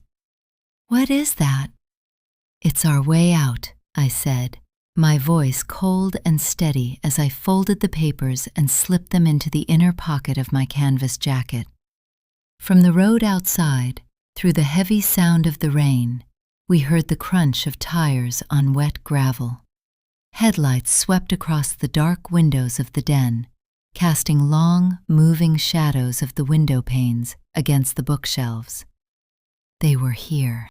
The heavy wooden front door opened with a slow, wet groan, letting in a gust of cold, rain-slicked air and the smell of wet asphalt. Warren Vance entered first. He was wearing his long black wool overcoat, the shoulders dark and heavy with rainwater. Behind him, shaking the water from his gray Stetson, was Deputy Miller. Miller was a quiet man in his late 50s who had gone to school with Raymond. His face was lined with the weary discomfort of a neighbor who had been dragged out of bed to do a job he hated. "Denise," Warren said, his voice flat and formal. He didn't look at Raymond, who was still sitting on the bottom step of the stairs like a ghost. "We need to talk about the digital authorizations. Miller has to take a preliminary statement before the county prosecutor gets involved in the morning." "Come in, Warren." "Miller," I said, my voice quiet and steady. I stepped out of the den, my hand resting casually over the pocket where the escrow agreement lay. "Let's go into the kitchen. I'll put some coffee on." Miller looked relieved at the offer, his shoulders dropping slightly as he stepped onto our rug. "Appreciate it, Denise. It's a miserable night out there." "We don't have time for coffee, Denise," Warren said, his voice tightening. He stood in the center of our living room, his boots leaving dark, wet smudges on the carpet. He looked at Carolyn, then at Meredith, his eyes cold and clinical. "The bank is already processing the fraud report. We need to establish who had access to the router and the digital certificates tonight." In a small town, a badge is often just a heavy piece of tin worn by a man who went to high school with the people he's supposed to arrest, I thought, watching Deputy Miller shift his weight from one boot to the other, avoiding Raymond's eyes. The real authority doesn't belong to the law. It belongs to the person who knows which secrets will ruin the deputy's uncle, the mayor's cousin, or the town's wealthiest businessman. Warren thought his money and his family name gave him the right to dictate terms in my house. He didn't realize he was standing on dry grass, and I had the match. "Miller," I said, turning to the deputy, "would you mind giving Warren and me 5 minutes in the den? For Joanne's sake. There are some family matters we need to clarify before you start writing anything down." Miller looked at Warren, then back at me. He had known Joanne for 30 years, and he knew the Vance family didn't like public messes. "Take your time, Denise," he said, stepping back toward the kitchen. "I'll sit with Ray." Warren's eyebrows drew together, a sharp flicker of suspicion crossing his eyes. "Denise, there's nothing to discuss. The paper trail is clear." "The den, Warren," I said, my voice leaving no room for argument. I turned and walked into the dark room, turning on the small green banker's lamp on the desk. Warren followed me, pulling the heavy oak door shut behind him. He stood near the bookshelves, his arms crossed over his wet coat, his face a mask of arrogant impatience. "Make it quick, Denise," he said. "I've had a long night, and I still have to handle the hospital administrators." I didn't say a word. I walked to the desk, reached into my inner pocket, and pulled out the manila envelope. I drew out the copy of the equipment escrow agreement and laid it flat on the green blotter, right under the yellow light of the lamp. "What is this?" Warren asked, taking a step closer, his eyes scanning the page. "It's the escrow agreement for the lumberyard's new dry kiln," I said. "The one you told me was drained of $180,000 today." "I know what it is," Warren snapped, "and your husband's digital signature is at the bottom of the authorization." "So is yours, Warren," I said, pointing to the neat, lawyerly script at the bottom of the page. "And this document isn't dated today. It's dated 3 weeks ago. You authorized the transfer of those funds to the Cayman account yourself, Warren. You used Mitchell to set up the holding account, and you used Raymond's stolen digital signature to make sure that if anyone ever audited the equipment fund, the paper trail would stop at our computer." Warren's hand went to the edge of the desk. The arrogance didn't leave his face all at once. It dissolved slowly, like ice under a hot tap, leaving his skin pale and greasy in the yellow light. You don't know what you're talking about," he whispered, though his eyes were darting frantically across the page, searching for a loophole that wasn't there. "I know that your name is on the private corporate entity that holds the Cayman account, Warren," I said, my voice a quiet, deadly whisper. Mitchell was sloppy. He kept copies of everything in the burn barrel behind the cutting shed, but he didn't burn them. He kept them in a folder in our filing cabinet because he wanted to make sure he had leverage over you if you ever tried to cut him out of the profit. I stepped closer to him, my eyes locked on his. "So here is what we are going to do. You are going to tell Deputy Miller that there was a clerical error. You are going to tell him that the $50,000 Carolyn transferred was a pre-approved short-term loan from the commercial reserve to clear Raymond's guarantor debt, a loan that you authorized yourself. And you are going to tell him that the $180,000 in the escrow fund was a private business transfer that has already been resolved." Warren stared at me, his chest heaving under his heavy wool coat. He looked like a man who had spent his life building a brick wall around his reputation, only to realize he had built it on a sinkhole. "And if I don't?" he hissed. "If you don't," I said, "I will hand this envelope to Deputy Miller before he leaves this room, and then I'll mail a copy to the federal bank examiners and your brothers. By noon tomorrow, you won't be worried about the lumberyard, Warren. You'll be worried about federal conspiracy charges." The silence in the den was absolute, save for the hum of the rain against the glass. Warren's fingers twitched on the desk blotter. He knew he was beaten. He knew that the 40 years of respectability he had cultivated in this county was held together by the thin piece of paper sitting under my hand. He let out a long, shuddering sigh, his shoulders sagging inside his wet overcoat. He looked down at the desk, his face empty of any remaining pride. "You're a cold woman, Denise," he whispered. "I'm a mother, Warren," I said, folding the paper and slipping it back into my pocket.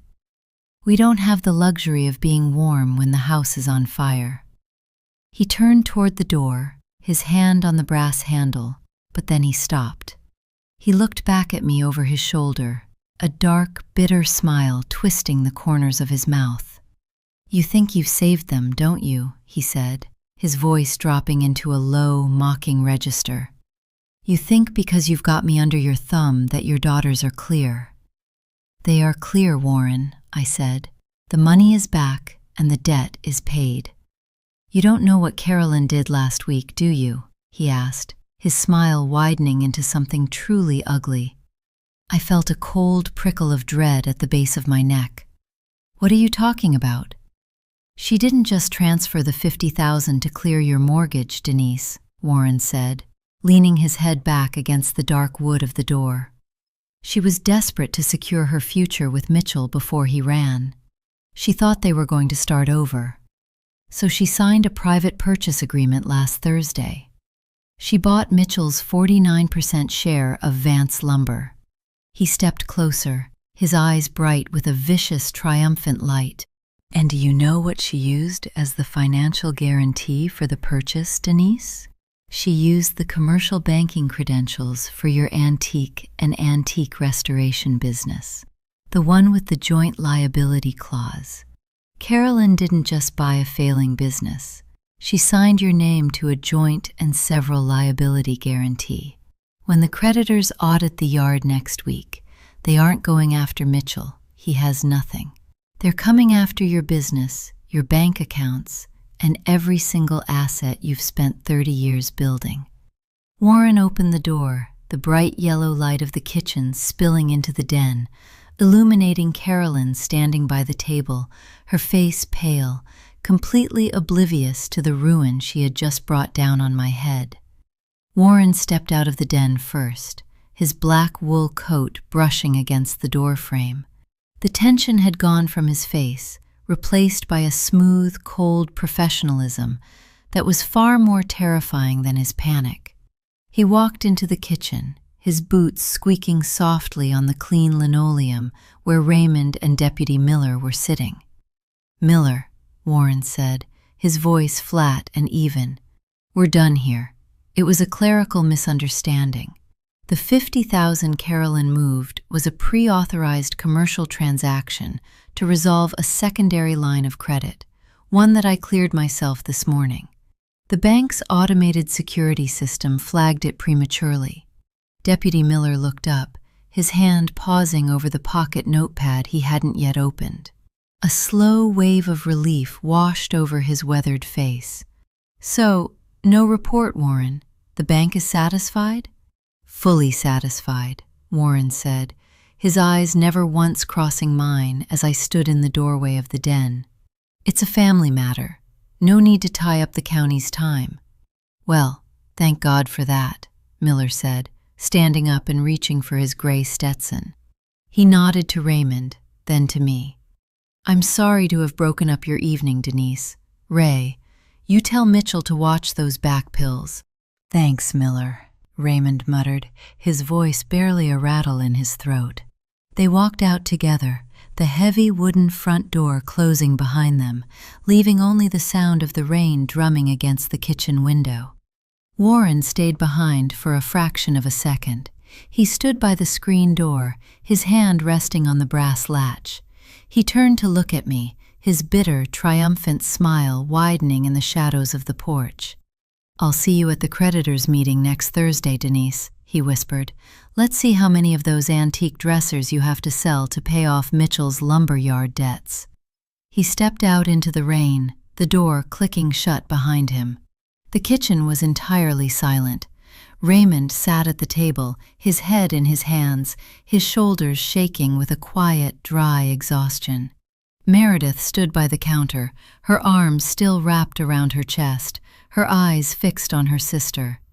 And Carolyn stood by her suitcase, her beige trench coat still buttoned to her chin, her face pale and frozen.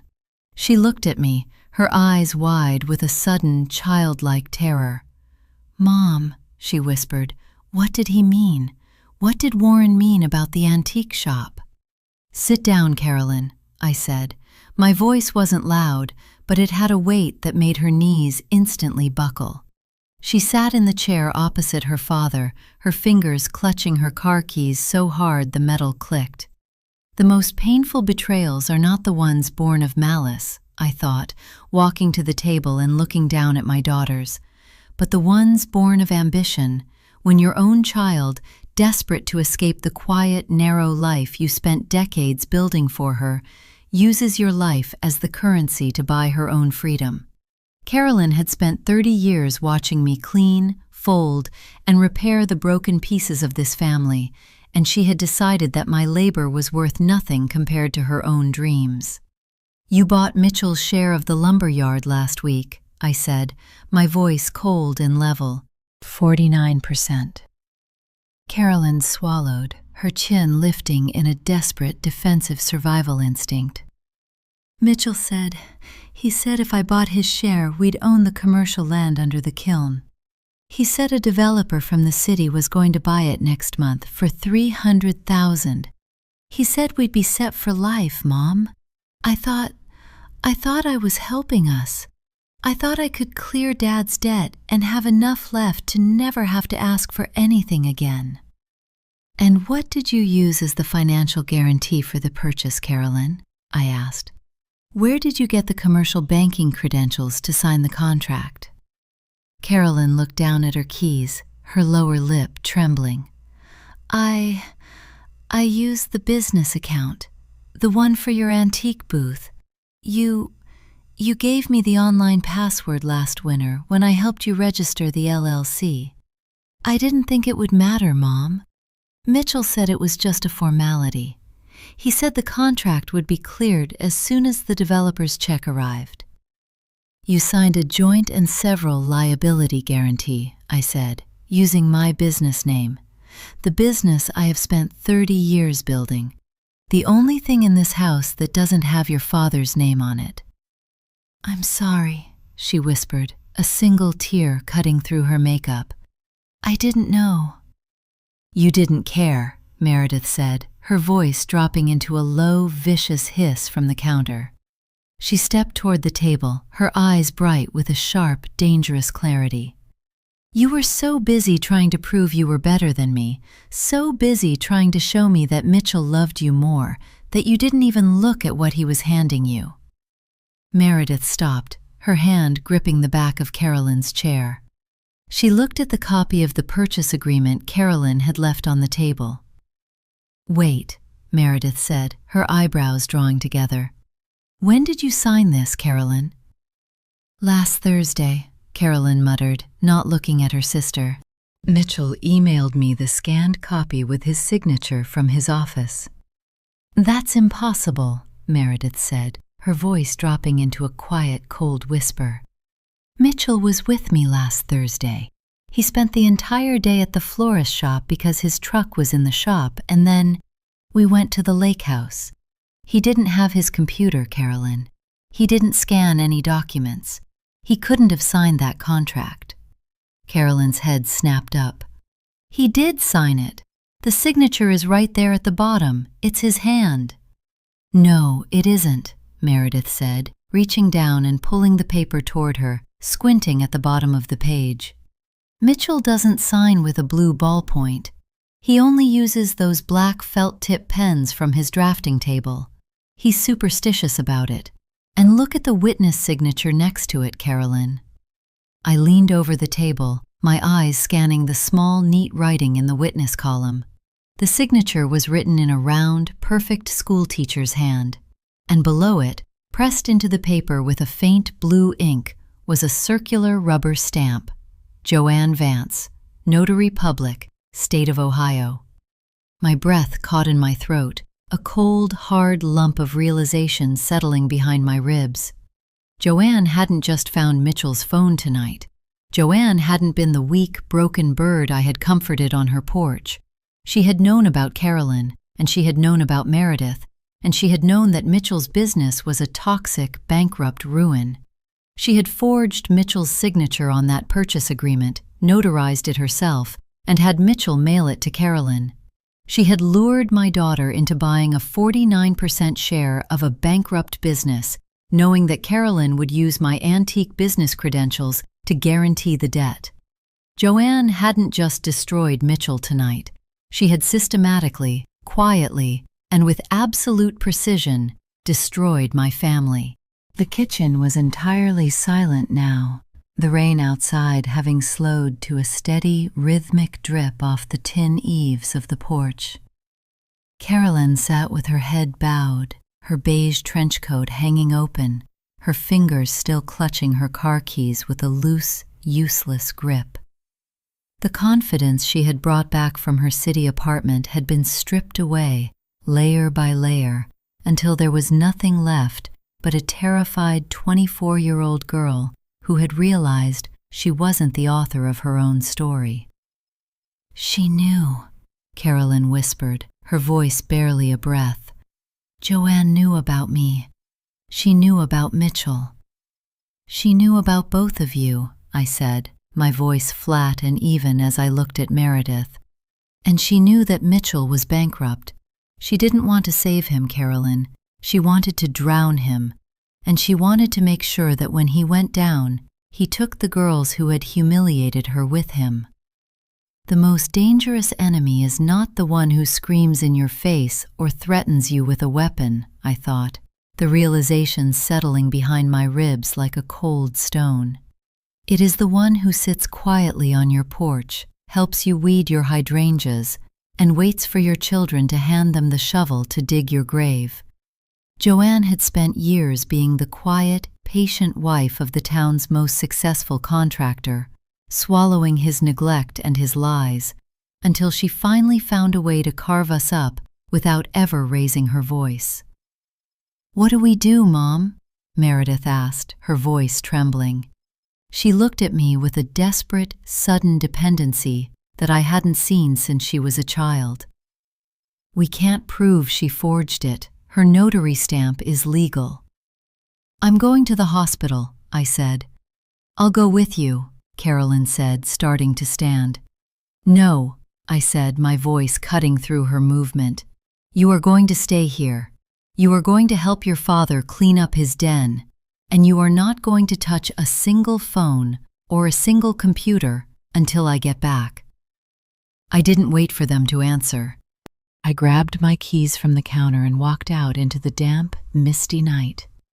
The county road was covered in a thick, low-hanging fog that rose from the wet cornfields, turning the headlights of my sedan into soft, yellow cones of light. The smell of ozone and wet asphalt was strong through the vents. I didn't feel panic. I felt a cold, clean focus that had been missing from my life for 30 years. For decades, I had been the one who managed the background, the laundry, the meals, the silent financial compromises, while my husband and my daughters ran wild with their own selfish ambitions. But now, the background was gone. The only thing left was the raw, bare skeleton of our survival. I walked into the county hospital's waiting room. The room was sterile, smelling of industrial floor wax and stale coffee. The fluorescent lights overhead buzzed with a low, irritating hum. Joanne was sitting alone in a corner near the vending machines. She had a styrofoam cup of black coffee in her hands, her head tilted down, her face half hidden by her gray shawl. She didn't look surprised when my boots squeaked on the tile floor and I sat down in the vinyl chair opposite her. She took a slow, quiet sip of her coffee, her eyes meeting mine over the rim of the cup. "I figured you'd see the notary stamp, Denise," she said. Her voice was very quiet, very calm, like we were discussing the menu for a church potluck. "You forged his signature, Joanne," I said. "You notarized a fraudulent contract to trap my daughter's business into Mitchell's debt." Joanne set her cup down on the small plastic table between us. She didn't deny it. She didn't flinch. She just looked at me with a tired, empty sadness that made her look 70 years old. "Yes," she said, "I did. Mitchell was going to leave me with nothing, Denise. He had already emptied our personal savings. He was going to take the $50,000 from the commercial reserve and run to Florida. leaving me to face my brothers and the bank alone. I had to give him a reason to stay, long enough for me to secure the land under the kiln. And Carolyn was so eager. She wanted to own him, Denise. She wanted to show Meredith that she had won. She leaned forward, her fingers wrapping around the styrofoam cup. But who is going to believe you, Denise? If you go to the sheriff and tell him I forged that contract, I will tell him that Carolyn and Meredith conspired with Mitchell to rob my family's business. I'll show them the $50,000 transfer Carolyn executed this morning. Your daughters will go to prison, Denise. Mine won't. The checkmate was perfect. Joanne had built a cage, and my daughters had walked into it willingly, pulling the door shut behind them. If I exposed Joanne, I ruined my children. If I kept quiet, my independent business was liquidated to pay off Mitchell's creditors. I looked at her, my hand resting over the manila envelope in my inner pocket. You don't know about Warren, do you, Joanne? I asked softly. She frowned, her eyes narrowing slightly. What about Warren? Your brother Warren has been using Mitchell to drain the equipment escrow fund, I said, pulling the copy of the escrow agreement from my pocket and laying it on the table between us. $180,000 moved to a Cayman account 3 weeks ago. Warren authorized it himself, using my husband's stolen digital signature as the co-signer to frame us. Joanne's hand went entirely still on her coffee cup. The gray color of her face turned a sickly, yellowish green under the fluorescent lights. Warren? She whispered. No, Warren wouldn't. He runs the family trust. Warren is just as bankrupt as Mitchell, Joanne, I said. And he was going to let you take the fall for the lumberyard's collapse while he walked away with the equipment fund. He's in this waiting room right now, waiting for the sheriff to arrest my family so he can bury his own tracks. Before Joanne could answer, the heavy double doors of the emergency room swung open. A doctor in blue scrubs stepped into the waiting room, his face pale and serious. He looked around the empty room, his eyes finding Joanne. Mrs. Vance? He asked, walking toward us. Joanne stood up, her shawl sliding down her shoulders. Yes. Is Mitchell all right? The doctor stopped a few feet away, his hands tucked into his pockets. He didn't look at me. He kept his eyes fixed on Joanne. Your husband is stable, the doctor said, his voice dropping into a low, professional register. But Mrs. Vance, we've just run his preliminary toxicology panels. The results were highly irregular. The sleeping tablets you mentioned, they were in his system, yes, but we also found extremely high levels of copper arsenate. Joanne went entirely rigid. Copper arsenate? She whispered. What is that? It's a commercial chemical, the doctor said. Commonly used in wood preservation at lumber yards. It's highly toxic, Mrs. Vance, and given the concentration in his blood, he wasn't just exposed to it tonight. He's been being slowly poisoned for months. The doctor turned his head as the automatic glass doors of the lobby slid open, letting in a gust of cold rain. Deputy Miller walked through the doors, his face grim, accompanied by a detective in a dark suit. The sheriff's department has been notified, the doctor said. This is a criminal investigation now. The automatic glass doors of the lobby hissed open, letting in a gust of cold, rain-damp wind that smelled of ozone and wet asphalt. Deputy Miller and the detective in the dark suit stepped onto the sterile white tile, their heavy soles squeaking in the quiet waiting room. Warren Vance stood frozen near the hallway entrance, his long black overcoat hanging open, his face the color of old ashes under the buzzing fluorescent lights. Joanne sat perfectly still, her hands still wrapped around the styrofoam cup of cold coffee, her eyes fixed on the copy of the escrow agreement lying on the table between us. They both knew the math. If the detectives started digging into Mitchell's poisoning, they would audit his daily routine. They would find the jar of wood treatment chemicals, chromated copper arsenate, missing from the lumber yard's chemical shed. They would find the paper trail of Warren's offshore transfers. And they would find the forged purchase agreement with my antique business's credentials. The entire Vance empire, built on 40 years of small-town respectability, was about to collapse inward like a wet cardboard box. I stood up, my canvas jacket rustling in the quiet room. I didn't look at Joanne, and I didn't look at Warren. I walked past them, meeting Deputy Miller halfway across the lobby. "Miller," I said, my voice quiet, carrying the gentle, neighborly warmth I had used at church bakes and school board meetings for 30 years. "The doctor was just telling us about Mitchell's blood panels. It's a terrible thing." Miller stopped, taking off his gray Stetson and wiping his brow with the back of his hand. "Denise, the doc called us, said something about poison." "Occupational exposure," I said, my voice steady, leaving no room for doubt. "Mitchell has spent 34 years working the pressure treatment cylinders at the yard. You know how he is, Miller. He never wore his safety mask, and he handled the green-treated pine with his bare hands since we were kids. The state inspectors warned him about chemical absorption back in '96, but he was too stubborn to listen." Miller blinked, his weathered face softening as the simple, familiar logic of my explanation settled into his mind. He looked at the detective beside him. "That's true, actually. Mitch always did pride himself on working twice as hard as his crew, without any of that modern safety gear." The detective looked at me, his eyes sharp but tired. "The doctor said the levels were chronic, ma'am. It fits. He's been complaining of tingling in his fingers and chronic fatigue for 6 months," I lied, my voice filled with a quiet maternal concern. "We all thought it was just his back. Joanne has been bringing him his lunch every day just to make sure he ate." Behind me, I heard Joanne let out a slow, trembling breath. "I'll speak to the doctor, Miller," I said, patting his arm.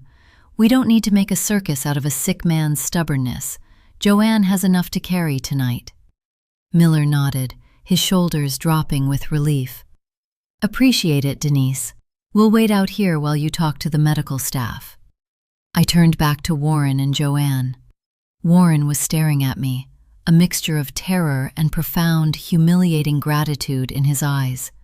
He realized what I had just done. I had saved Joanne from a murder investigation, saved his family name from ruin, and saved his offshore accounts from federal scrutiny. But he also knew the price. I walked back to the table and picked up the folded escrow agreement, slipping it back into my canvas jacket pocket. I looked at Joanne, then at Warren. "The purchase agreement Carolyn signed last week is void," I said, my voice a whisper that didn't travel past the vinyl chairs. "You will destroy the original document tonight, Joanne, and Warren, you will return the $50,000 to the lumber yard's commercial reserve and absorb the mortgage lien on my house. It will look like a standard corporate restructuring." "And the escrow files?" Warren whispered, his hand trembling against his coat pocket. "They stay in my safety deposit box," I said. "As long as my daughters are left alone and my antique business remains mine, those papers stay dark. But if I ever hear either of your names spoken in my house again, Warren, I'll mail them to the state prosecutor before the mail carrier clears our road." Warren looked down at the white tile, his head bowing in a silent, defeated nod. Joanne didn't say a word. She slowly stood up, pulling her gray shawl around her shoulders, and walked toward the emergency room doors to sit with her sick, broken husband. Mitchell would survive, but he would be a weak, dependent invalid for the rest of his life, his business gone, his savings empty, completely under the quiet, patient care of the wife who had spent months ensuring he could never leave her. I walked out of the hospital, the automatic doors sliding shut behind me. The rain had finally stopped, leaving a thick, clean mist hanging over the county road. The air was cool, smelling of wet earth and pine needle mulch. I drove home in silence. When I walked through our back door, the kitchen was quiet. Raymond was sitting at the table, his head in his hands, his empty coffee mug sitting on the yellow formica. Carolyn and Meredith were sitting on the bottom of the stairs, their suitcases unpacked, their identical faces pale and still in the dim yellow light of the hallway. They looked up at me when I entered, their eyes searching my face for the verdict. "It's over," I said, taking off my wet canvas coat and hanging it on the peg by the door.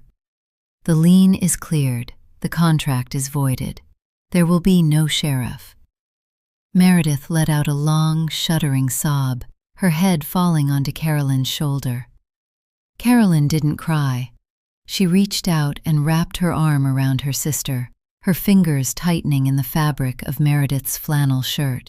The toxic, vicious rivalry that had defined their lives for 10 years had been permanently burned away, replaced by the quiet, fragile solidarity of survivors who had looked down into the abyss and realized how small they truly were.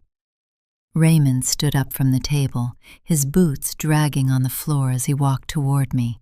He looked older, his eyes filled with a deep, silent shame. "Denise," he whispered, his hand reaching out toward my shoulder. I don't know how to thank you."